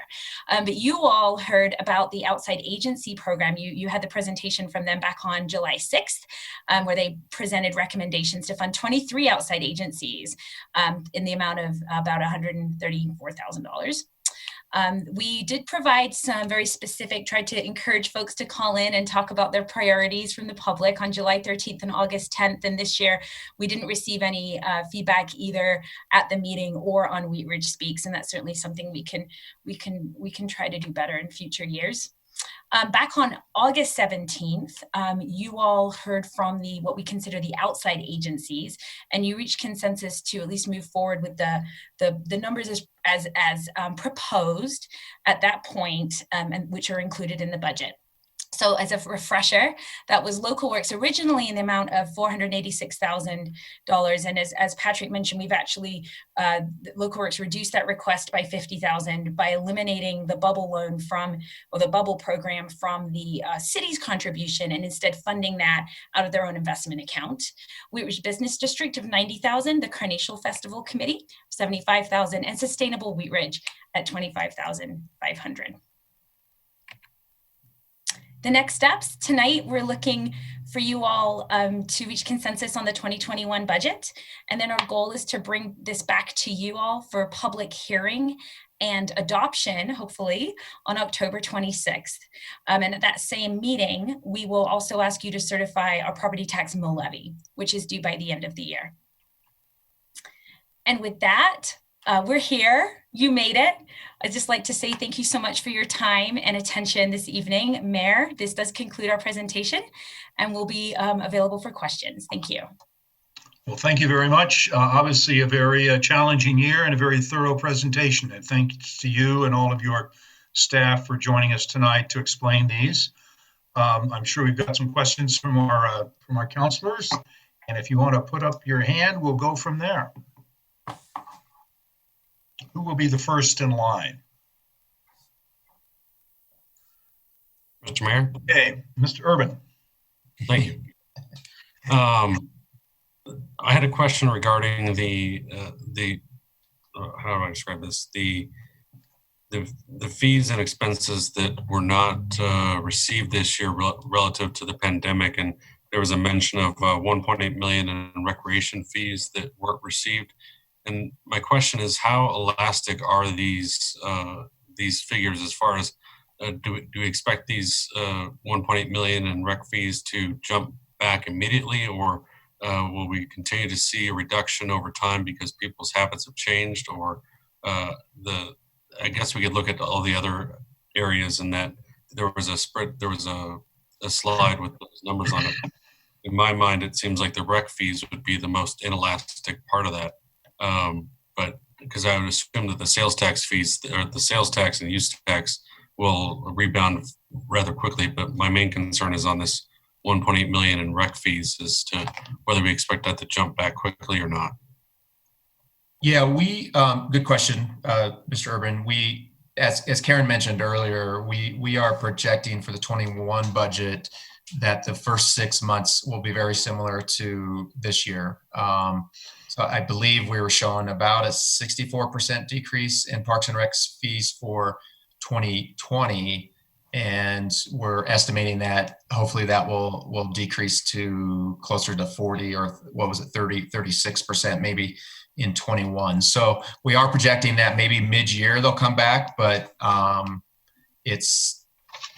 think it's a great question, Zach, and our people, I'm a frequent user of the rec center, and we're on a reservation system right now, but even with that, there's a lot of times that I'm the only one there. But today it was full. So I think people are getting more comfortable as things go along, and but I think it's something that we're going to have to keep an eye on. I think we have the flexibility that if people aren't coming back like they used to, we're going to have to cut that programming in Parks and Rec. And I guess, so part of that, we kind of have to wait and see what people are doing, but also looking at if there's ways to do additional marketing or outreach, or ways to reframe the programming so that they're clear that it's safe, or that it's a good place to go, because people's habits have changed over the past year now. And so that kind of concerns me, especially as it relates to the ballroom and the meeting spaces and that kind of stuff, where people aren't necessarily going to be meeting indoors as much as they may have in the past. So all great thoughts and questions, and I'll let maybe Karen might have some additional input on that. I know some of that's slowly coming back too, and we're starting to rent out the business center more now, but Karen, do you have any insights on that? Well, just to the marketing piece, there's definitely a lot we can do, and our marketing generalist for our department just happens to be out on maternity leave and is back this week. So she's been gone for quite a while. So we've been managing without her, but not as well as when she's here. But additionally, just one point that I would make about those revenues too is with memberships. We had a big push in January and sold a bunch of additional memberships, and then those have been on hold since we've been in this pandemic. So we obviously will have some revenue impacts come January. We won't see that same number of people renewing because it won't be time to renew yet. So hopefully we can get back to the capacity where we are going to start unfreezing memberships if people want to at this point, but they can still keep them on hold if they're not coming frequently enough for that to work out for them. So, it's going to be interesting, and just trying to predict that and manage the budget appropriately has been a challenge. But I think we're just continuing to be nimble and provide services that we can. Thank you very much. Thank you. Additional questions from council, Ms. Hoppy. Thank you, Mr. Mayor, and thank you to everybody that worked on presenting this very detailed budget to us. And I appreciate everybody's hard work. I would say that the 25% reserve is a really conservative one, kind of the most conservative that I've seen since we've been on city council. Oftentimes, when anything comes in above 19% as council, we start finding things we want to spend money on, and kind of bring that reserve amount down. While of course there are some things that I'd like to see us spend some money on, I appreciate that being fiscally conservative. And so I'm not asking this next question because I want to see it happen this year, but how much is what is the estimated amount, or what were you planning on budgeting for the 44th Avenue corridor plan? I believe we had 175,000. Does that sound right, Ken and Allie, budgeted? And That's correct. Yep. We do believe that that's something we can still, there's a staffing capacity issue with that also. We believe we can still probably do that towards the end of next year and hope to bring that back and ask council to fund it. We are working with Lutheran, SCL Lutheran very closely right now. They've engaged us in the last few weeks to start a process to look at what they're calling their Lutheran Legacy Campus, the current campus and how that's going to redevelop. And we are suggesting, we'll talk to council about this in a study session here soon, but it's going to require an amendment to the comp plan and staff to manage that. So we believe that's a priority right now. Lutheran is very anxious to move forward. And but Ken, do you have anything to add to that? No, that's absolutely correct. We actually have a meeting on Thursday with SCL and Lutheran to talk about, what a schedule might look like for a planning process to reimagine their current campus. But from a staffing perspective, we need to kind of focus attention on that before we can focus attention on the 44th Avenue corridor plan. Thank you. And then I was wondering on the $50,000 that got removed from the budget from the local works ask. So we were at a 20 unrestricted fund balance of 25%. So if you add 50,000 to that, what does that put our unrestricted fund balance percentage at, like 25.14 or something? I can I'll figure it out real fast. throw it in my spreadsheet real quick, and it probably won't do anything. Won't move the needle much. Okay. No, 50,000. The neighborhood traffic management program for this year, I just wanted to ask if that money is actually still available for this year, because there are some members in District 1 that are currently working towards getting some speed mitigation done in their neighborhood. And the step that we're at is having a neighborhood meeting sometime in the next couple of weeks. So I just want to make sure that that's actually available this year if it comes to that place. It is available. We just put it on the hold list, and we estimated we weren't going to spend anything this year, but it's still available to use. So if a project comes forward, the funding's available. Awesome. Thanks again so much to staff. Oh, Ellie, you said you got it. 25.1%. Good job. Great. Thanks, Ellie. Okay, thanks so much. Quick with the calculator. Additional questions or comments from council? I had one while we were thinking of other questions. The open space master plan, will that include the Clear Creek Trail and include that in the scope that they would be looking at?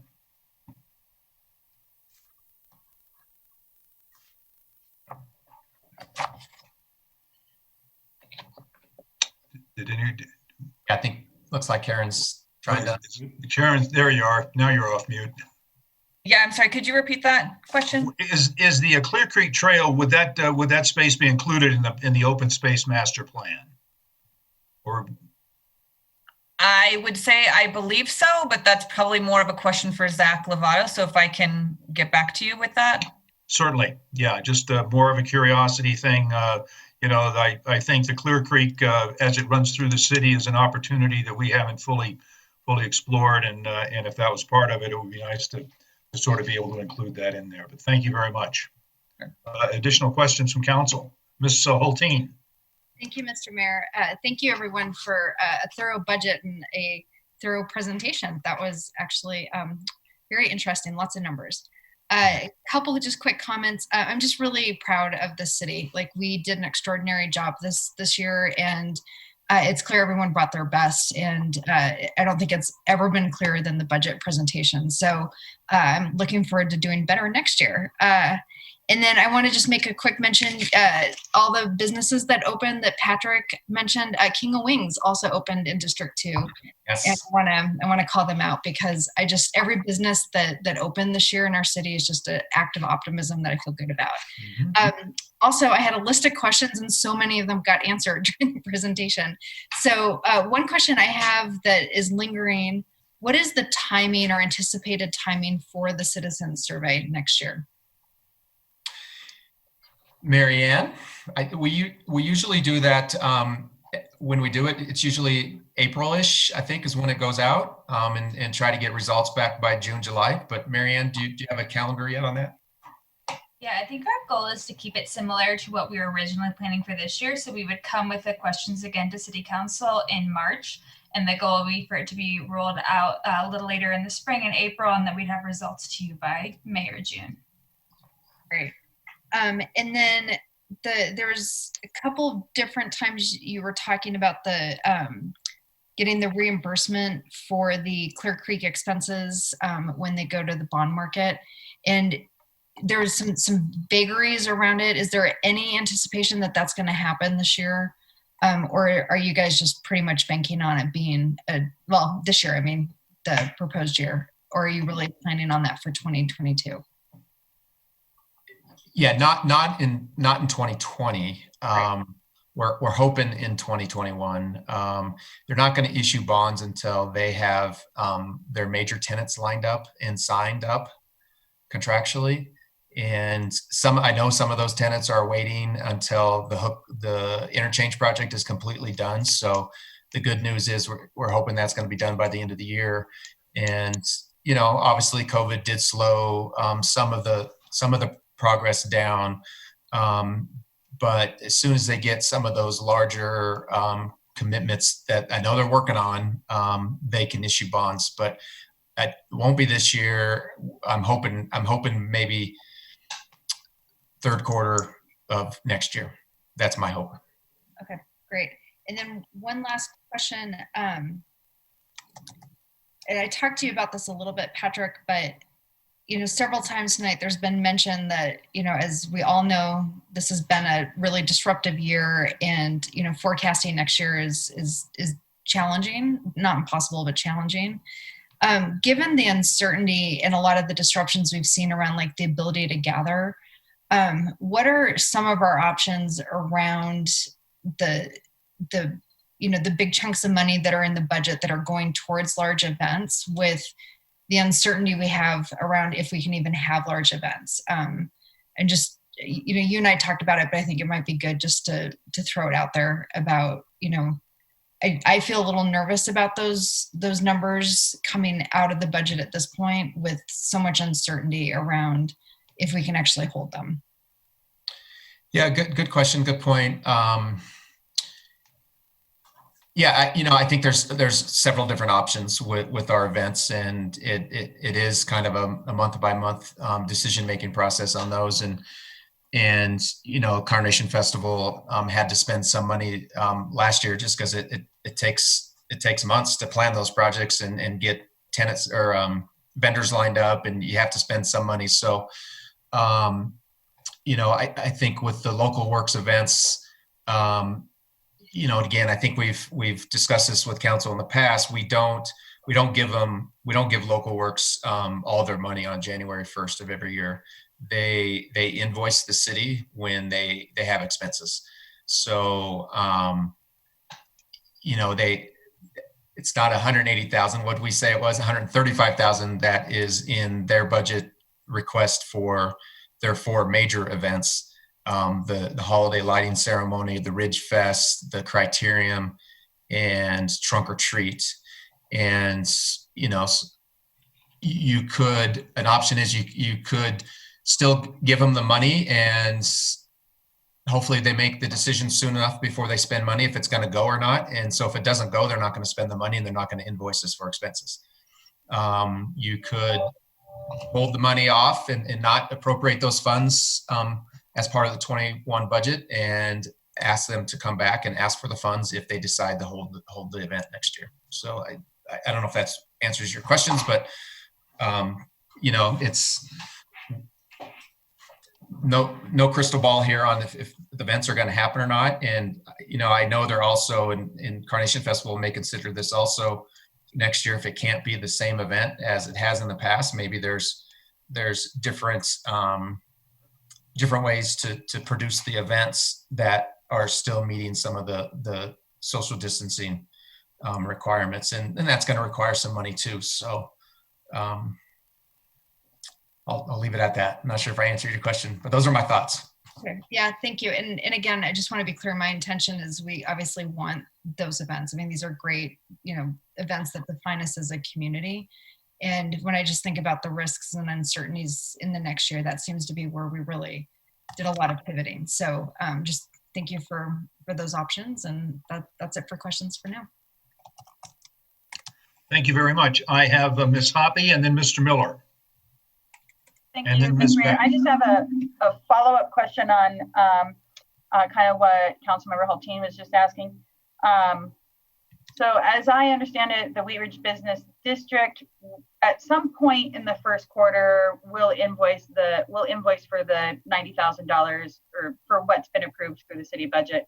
That'll come into our budget, and then we utilize that throughout the year. And then the Local Works, it's a reimbursement plan, so they spend the money and then we reimburse them. So with the Carnation Festival, I know we gave them $50,000 last year. They were approved for $100,000. So how does the Carnation Festival do that? Do they do a 2 times, so then they have the money and then they spend it because it's in their budget, or do they ask for reimbursement as it's spent, or how does that happen with the Carnation Festival? Yeah, they typically ask for 2 allocations, half earlier in the year to as I mentioned, to have some funding for the expenses that they have for planning. And then the second half, I think usually they don't request, I think maybe even till the festival's over or very, very close to the end of when the festival is, the end of the summer. And do you think that would be something that they would be able to do kind of like how Local Works does with like a reimbursement, or do you know how that operates if they have the funding where they can start, they pay, and then they invoice for what they've spent? I don't, but Mr. Miller, I believe, is their treasurer, so maybe he could answer that.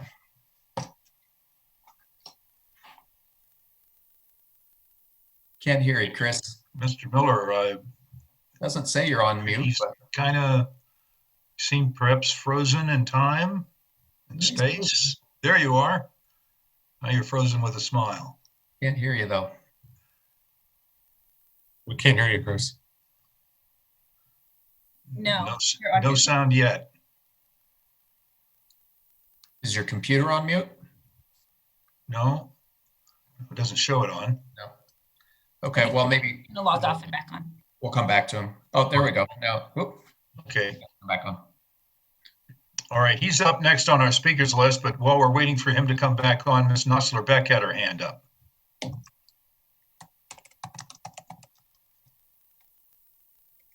Thanks, Mayor. I just wanted to thank Allie and Patrick for sitting down with me earlier this week and going through the budget. And I've had a lot of people reach out to me specifically about homelessness and the impact of the encampments off of Kipling and how they're impacting the businesses there. And Ali and Patrick were able to provide a lot of clarity on how that can be something that we as council can discuss more coming up in February when we meet for our retreat. Maybe we meet or we Zoom in February, but I just wanted to kind of talk about that and just make note that that's something that we'll talk about in February, because I'm learning in this process how the budget works, and because it's not taken out as a specific line item in the budget, we can make it one of hopefully the agenda items that we have on the retreat.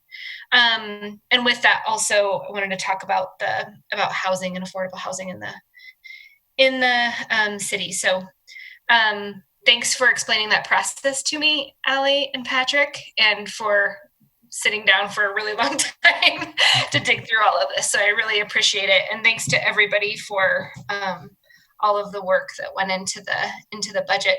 I also talked to Kate at Local Works and had a really good discussion with her about how funds are going to be utilized. And so I feel really confident about that budget now too. So thanks, everyone.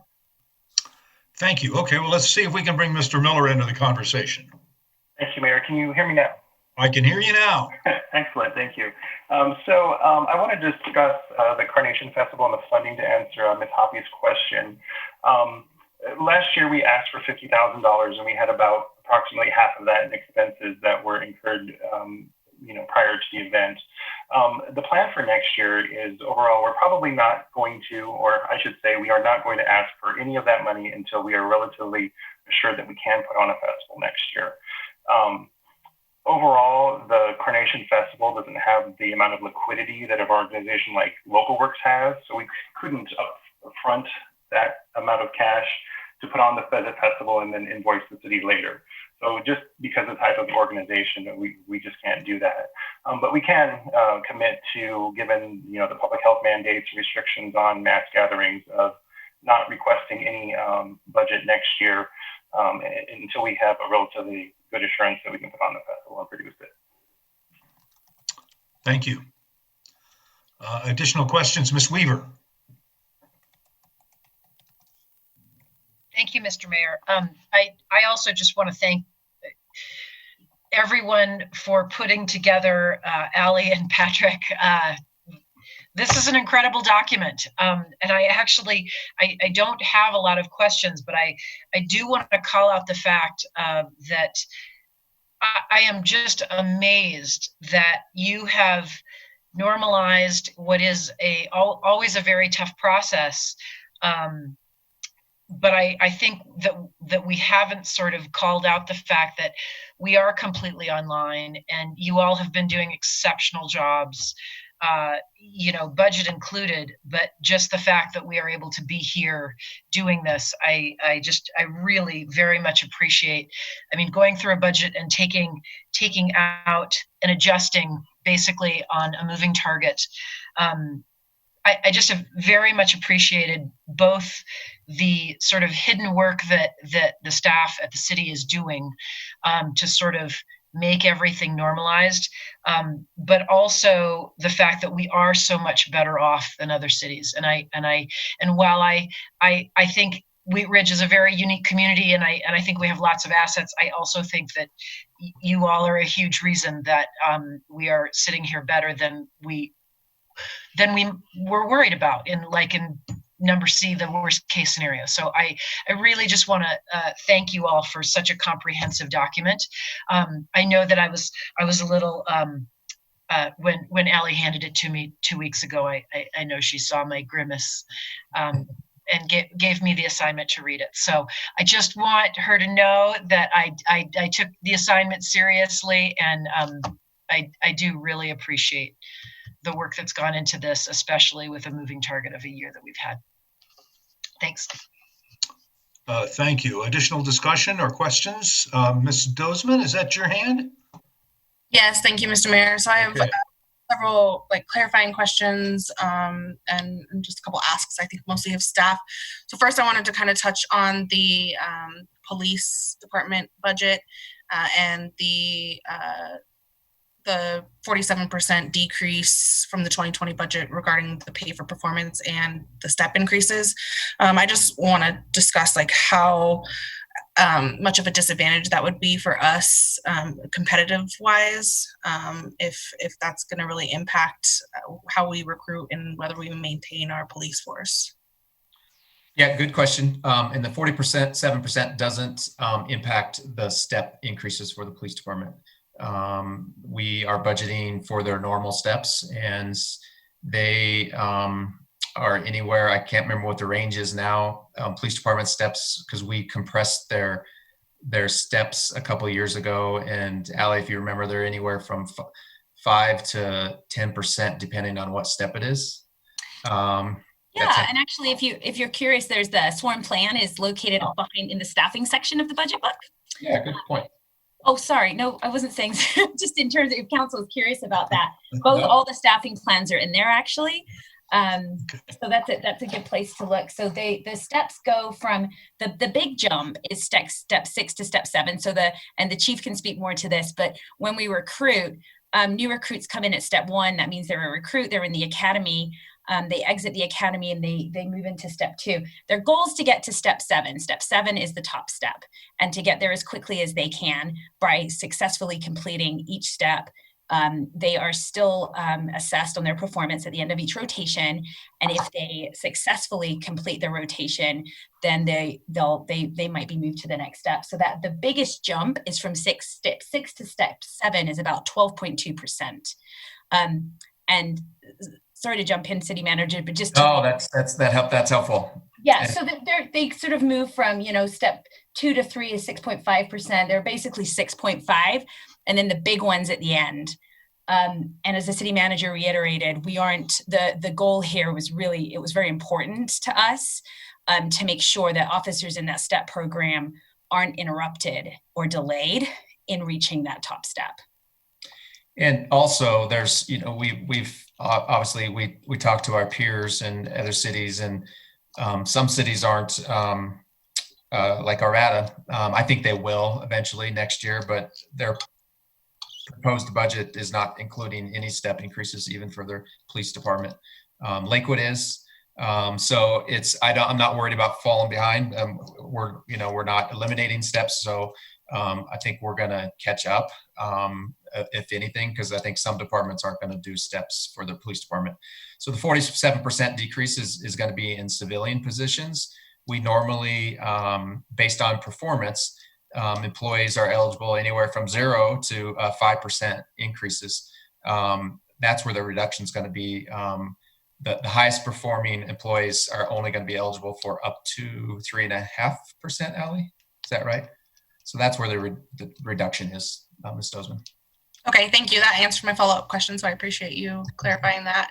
One of my other questions, and I heard Karen speak to this briefly, but could you remind me how much money we've already spent on the 30% design for the green at 38th, and how much money you had mentioned an exact number, Karen, and because we had at one point spoken about taking that off of the 2021 budget when we were discussing specific budget cuts, and so I just kind of wanted to touch on that and maybe open up a dialogue with other council members. Karen, do you want me to address that? Sure.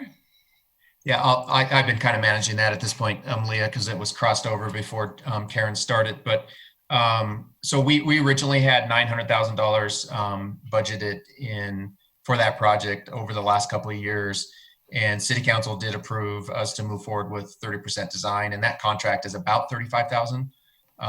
And we haven't been invoiced for it all, but the project they are started on that design.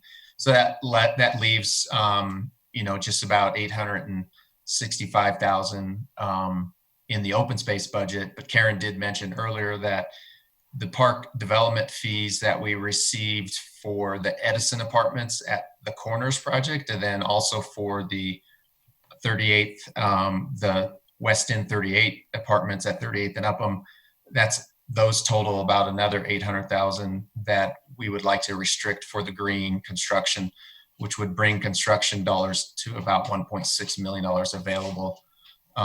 Then the school district is very interested in moving forward. They issued bonds, if you remember, a couple of years ago for improvements to most of their schools, and Stevens Elementary is on that list, and they want to do major parking lot improvements for safety and traffic, kiddo drop-offs.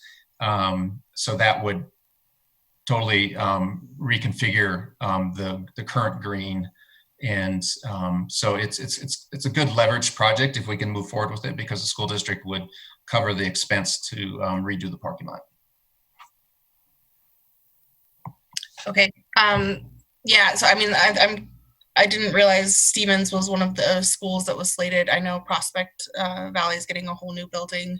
I mean, one of my concerns is definitely that all levels of government are going to be facing budget cuts, including the schools. And unfortunately, Wheat Ridge tends to be on the chopping block anytime we're talking about major budget cuts within the Jefferson County School Board. And so I mean, that's always kind of been a concern of mine, is that we don't own the property. And we would have to enter into an IGA with the county, which I know we've held. And we have the first right of refusal. And we had talked about a contingency plan of, if they were to sell the property, that we would hopefully have the first rights to purchase it. I think there's so many uncertainties at this point in time. I was just kind of surprised to see it as a 2021 strategic priority still. And so I just kind of wanted to discuss that. So I appreciate you letting me know. And I know that the parking lot was a big portion of the cost as far as what we had allocated. And so are we going to transfer that to something else? Like, are we going to redesign at that point in time if the school board is going to be paying, or school district is going to be paying for the parking lot?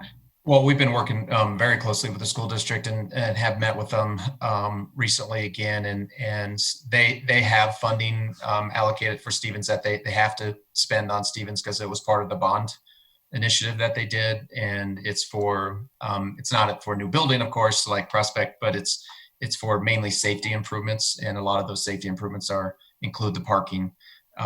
So we don't know what that number is yet. So we're only we're only working on 30% design. So we don't know what the final number is, how much of it's going to be for the parking lot and how much it's going to be for the actual park improvements. So, the original 900,000 that we had budgeted, I don't think would be enough, even with the school district contributing to pay for the parking lot portion. We probably need more than 900. I just don't know what the budget is at this point. When they originally put together some conceptual plans, they were looking at anywhere between 2 million and 5 million. But that was before the school district agreed to pay for the parking lot portion. So we just don't know those numbers yet at this point, Ms. Stosman. So when we do move forward with those conversations, I just want us to keep in mind that we've been discussing equity a lot lately. And when we're spending millions of dollars on top of millions of dollars that the district is paying for one school specifically and individually, like that puts a lot of our other school communities at a disadvantage. And so it's hard for us to talk about improving one school to the tune of millions of dollars when that would be a lot of money spread amongst all of our schools in the area. Well, the improvement's not a Stevens Elementary improvement. It's a park or community plaza improvement for the city, especially with the new property. What's it? Well, it is. The school owns the property, but they're willing to give the city a 99-year lease for the property. They've done that with the city of Arvada in a very similar project. And with the new design of the Stevens, they want the parking, all the new parking, to be all adjacent to the building, so that the park improvements would be a very separate entity. It wouldn't be connected with the school. The school could obviously use it, but it's not going to be a school amenity. It's going to be a city amenity in my mind. Okay, so I just didn't know if, the school would be able to use the amenity, right? So at that rate, it would be a shared amenity. Yeah, they could use it. But yep, sure, it's right there. All right. And so one of my other questions, and I don't know if anybody else has anything to kind of piggyback on that, but I wanted to kind of touch on, I mean, you had put a line item for the Carnation Festival as far as like overtime and barricades. And I was just wondering, when we're talking about local works events, is that included in the cost, the $135,000 event cost, or is that separate? We usually don't have much overtime for the local works events from staff. The Carnation Festival, there's quite a bit more overtime just because we closed 38th Avenue down and we have the police department out there and public works and parks staff. But for the local works events, it's mainly run by other volunteers. I don't think we have any accumulated overtime, staff overtime for those projects. Even for the criterium and like the road closures and everything? I think we have some staff that occasionally help, but we're not, I don't believe we're paying overtime. Allie, I'm not sure if you know. Not, if we are, it's not enough to allocate it separately. Okay, thank you. I appreciate that. Thank you. Additional questions or comments? Mr. Mayor, can I request we take a break? It's been over 2 hours. Yeah, and well, I was going to go to, are we at about concluded with the discussion, or does council want to have some more discussion on this? Because yeah, if we're going to have more discussion, we're going to take a break. If we're not, we're going to wrap up and go home. Mr. Stites, you had your hand up. Is it a short one or It's a very short one. It's just actually a follow-up to Ms. Dozeman's question. What's the timeline on that green project being completed? And then how deep do we need to get into the 38th Avenue corridor plan before we kind of come back to that? And is the green going to be big enough to allow like local works to put the trunk or treat back on 38th Avenue and all of that as well? So we met with the school district and Architera, the company we hired to do the design work, and several weeks ago. And the school district's schedule is they are right now programmed to do the Stevens Elementary work like August of next year timeframe is what they told us. And they would like us to do the project all at the same time, so it's not impacting the school two different times. So that's what the school district would like to shoot for. The local works has been involved in the stakeholder meetings, and they believe that the new layout of space would work for their projects. It would never work for trunk or treat. Just there's just too many cars, and it doesn't work with the current space. So I think they're always going to find a different location for that. And I know they've been using Lutheran. So yeah, I don't believe the new design would still allow trunk or treat. Do you have one more question, Mr. Stites? I guess it related more to how this relates into the 38th Avenue corridor plan, and do we need to get that going before we kind of go back and do this, or is it? I don't think it contradicts or conflicts with that plan at all. It can be done separately. And Ken can maybe jump in here, but the streetscape that would be built as part of this project would meet the requirements of the corridor plan. That the case, Ken? That's accurate, Patrick. Yeah, I don't think we'd need to revisit either the streetscape design manual or the 38th Avenue corridor plan to do what we've looked at conceptually for the green. It complies with those documents. Okay, thank you. And thank you to everybody who worked on the budget. All my other questions were answered. Thank you. Okay, thank you very much. We're about 2:20 into this discussion. We could take a break and come back and do some more discussion, or if you think we're ready to generate a consensus, and also assuming that we don't have a lot of announcements coming up, we could conclude and be done for the evening. So is there consensus on the budget to move forward? Ms. Hoppy, do you want to make a consensus, or is that a vote? I was raising my hand for that vote, but I think Mr. Urban was ready to make that consensus, so I will. Yes. let him go for it. Mr. Urban. Thank you, Mr. Mayor. I would like to make a consensus that we move forward with the budget as presented. All in favor of that, to raise your hand. We're going to get a sense of the council. 1, 2, 3, 4, 5, 6, 7. It looks like we have a consensus to move forward. So we will do that. And if there's no more business to do on the agenda item number 1, we will conclude that item. And then, Mr. Goff, do we have extensive staff reports to go on tonight? We have none. That's just the right amount of staff report to go on. Are there any elected officials matters that anyone would like to bring up tonight? Mr. Stites. Just one quick one, Mr. Mayor. Ms. Weaver and I will be at Louise Turner Park at 10:30 on Saturday morning for a District 3 meet and greet and kind of an information session. Should be about an hour. So we'd love to see everybody there. Thank you. Thank you very much. Did I see Ms. Nosler-Beck's hand up? Thanks, Mayor. Just really quick, I wanted to give a special shout out to Karen and the Parks and Rec team because I was at my daughter's little kickers soccer class on Thursday night, and Anderson Park was just hopping. There was aerobics class happening over by the Anderson Pavilion, and then in one of the parking lots by the Anderson building, there was another class happening, and then some other people had rented out another one of the open spaces to do a socially distanced event. And so I just wanted to thank you all for making the dream work, because it's amazing what's happening. So thank you. Thank you, Ms. Nosler-Beck. And Ms. Weaver, your hand is perpetually up. Are you with us? She looks frozen.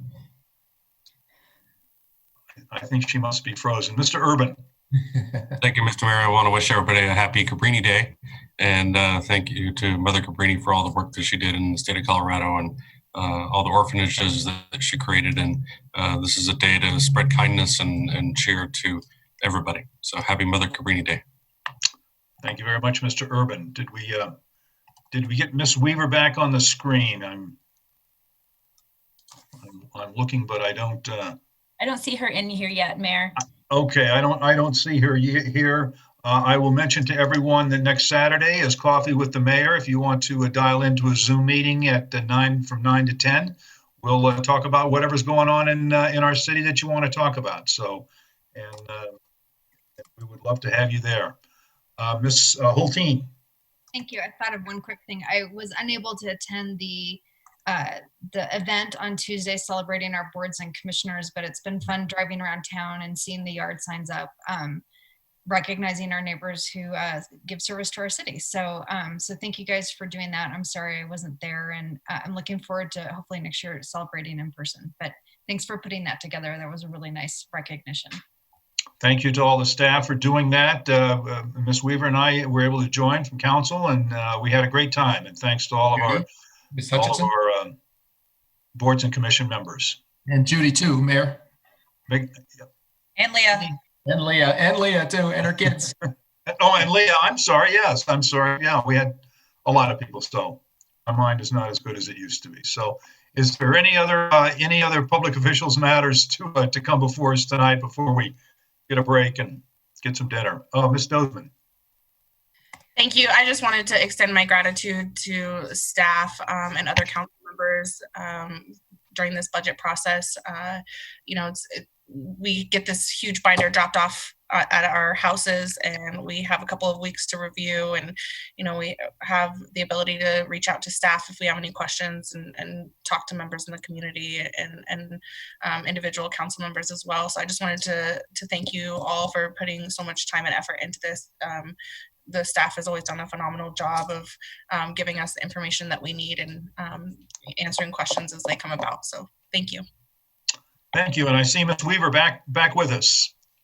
Sorry about that. I just wanted to thank I went to the police department awards last week. It was just incredible. Hearing of bravery and empathy from both officers and citizens. I had never been to the police awards, and I just wanted to thank Chief Bertha. It was really incredible. I encourage anyone, if you've not been to those, go to them. It's pretty incredible. It's incredible and inspiring. I'll tell you, when you listen, when you hear what good work our police and our community members do to keep us safe and take care of us all, it's really, you should be glad that you live in Wheat Ridge. Thank you. Thank you both for attending as well. I know not everybody could make it, but it means a lot to the men and women of Wheat Ridge Police Department when you can show up. Okay, any more business to come before our meeting tonight? Okay, we will stand adjourned. We'll be back at regular session, 7 o'clock next Monday night. Everyone have a great week. Be careful, be safe. Social distance, keep your mask on, and be safe and take care of your neighbors. Good night. Everybody.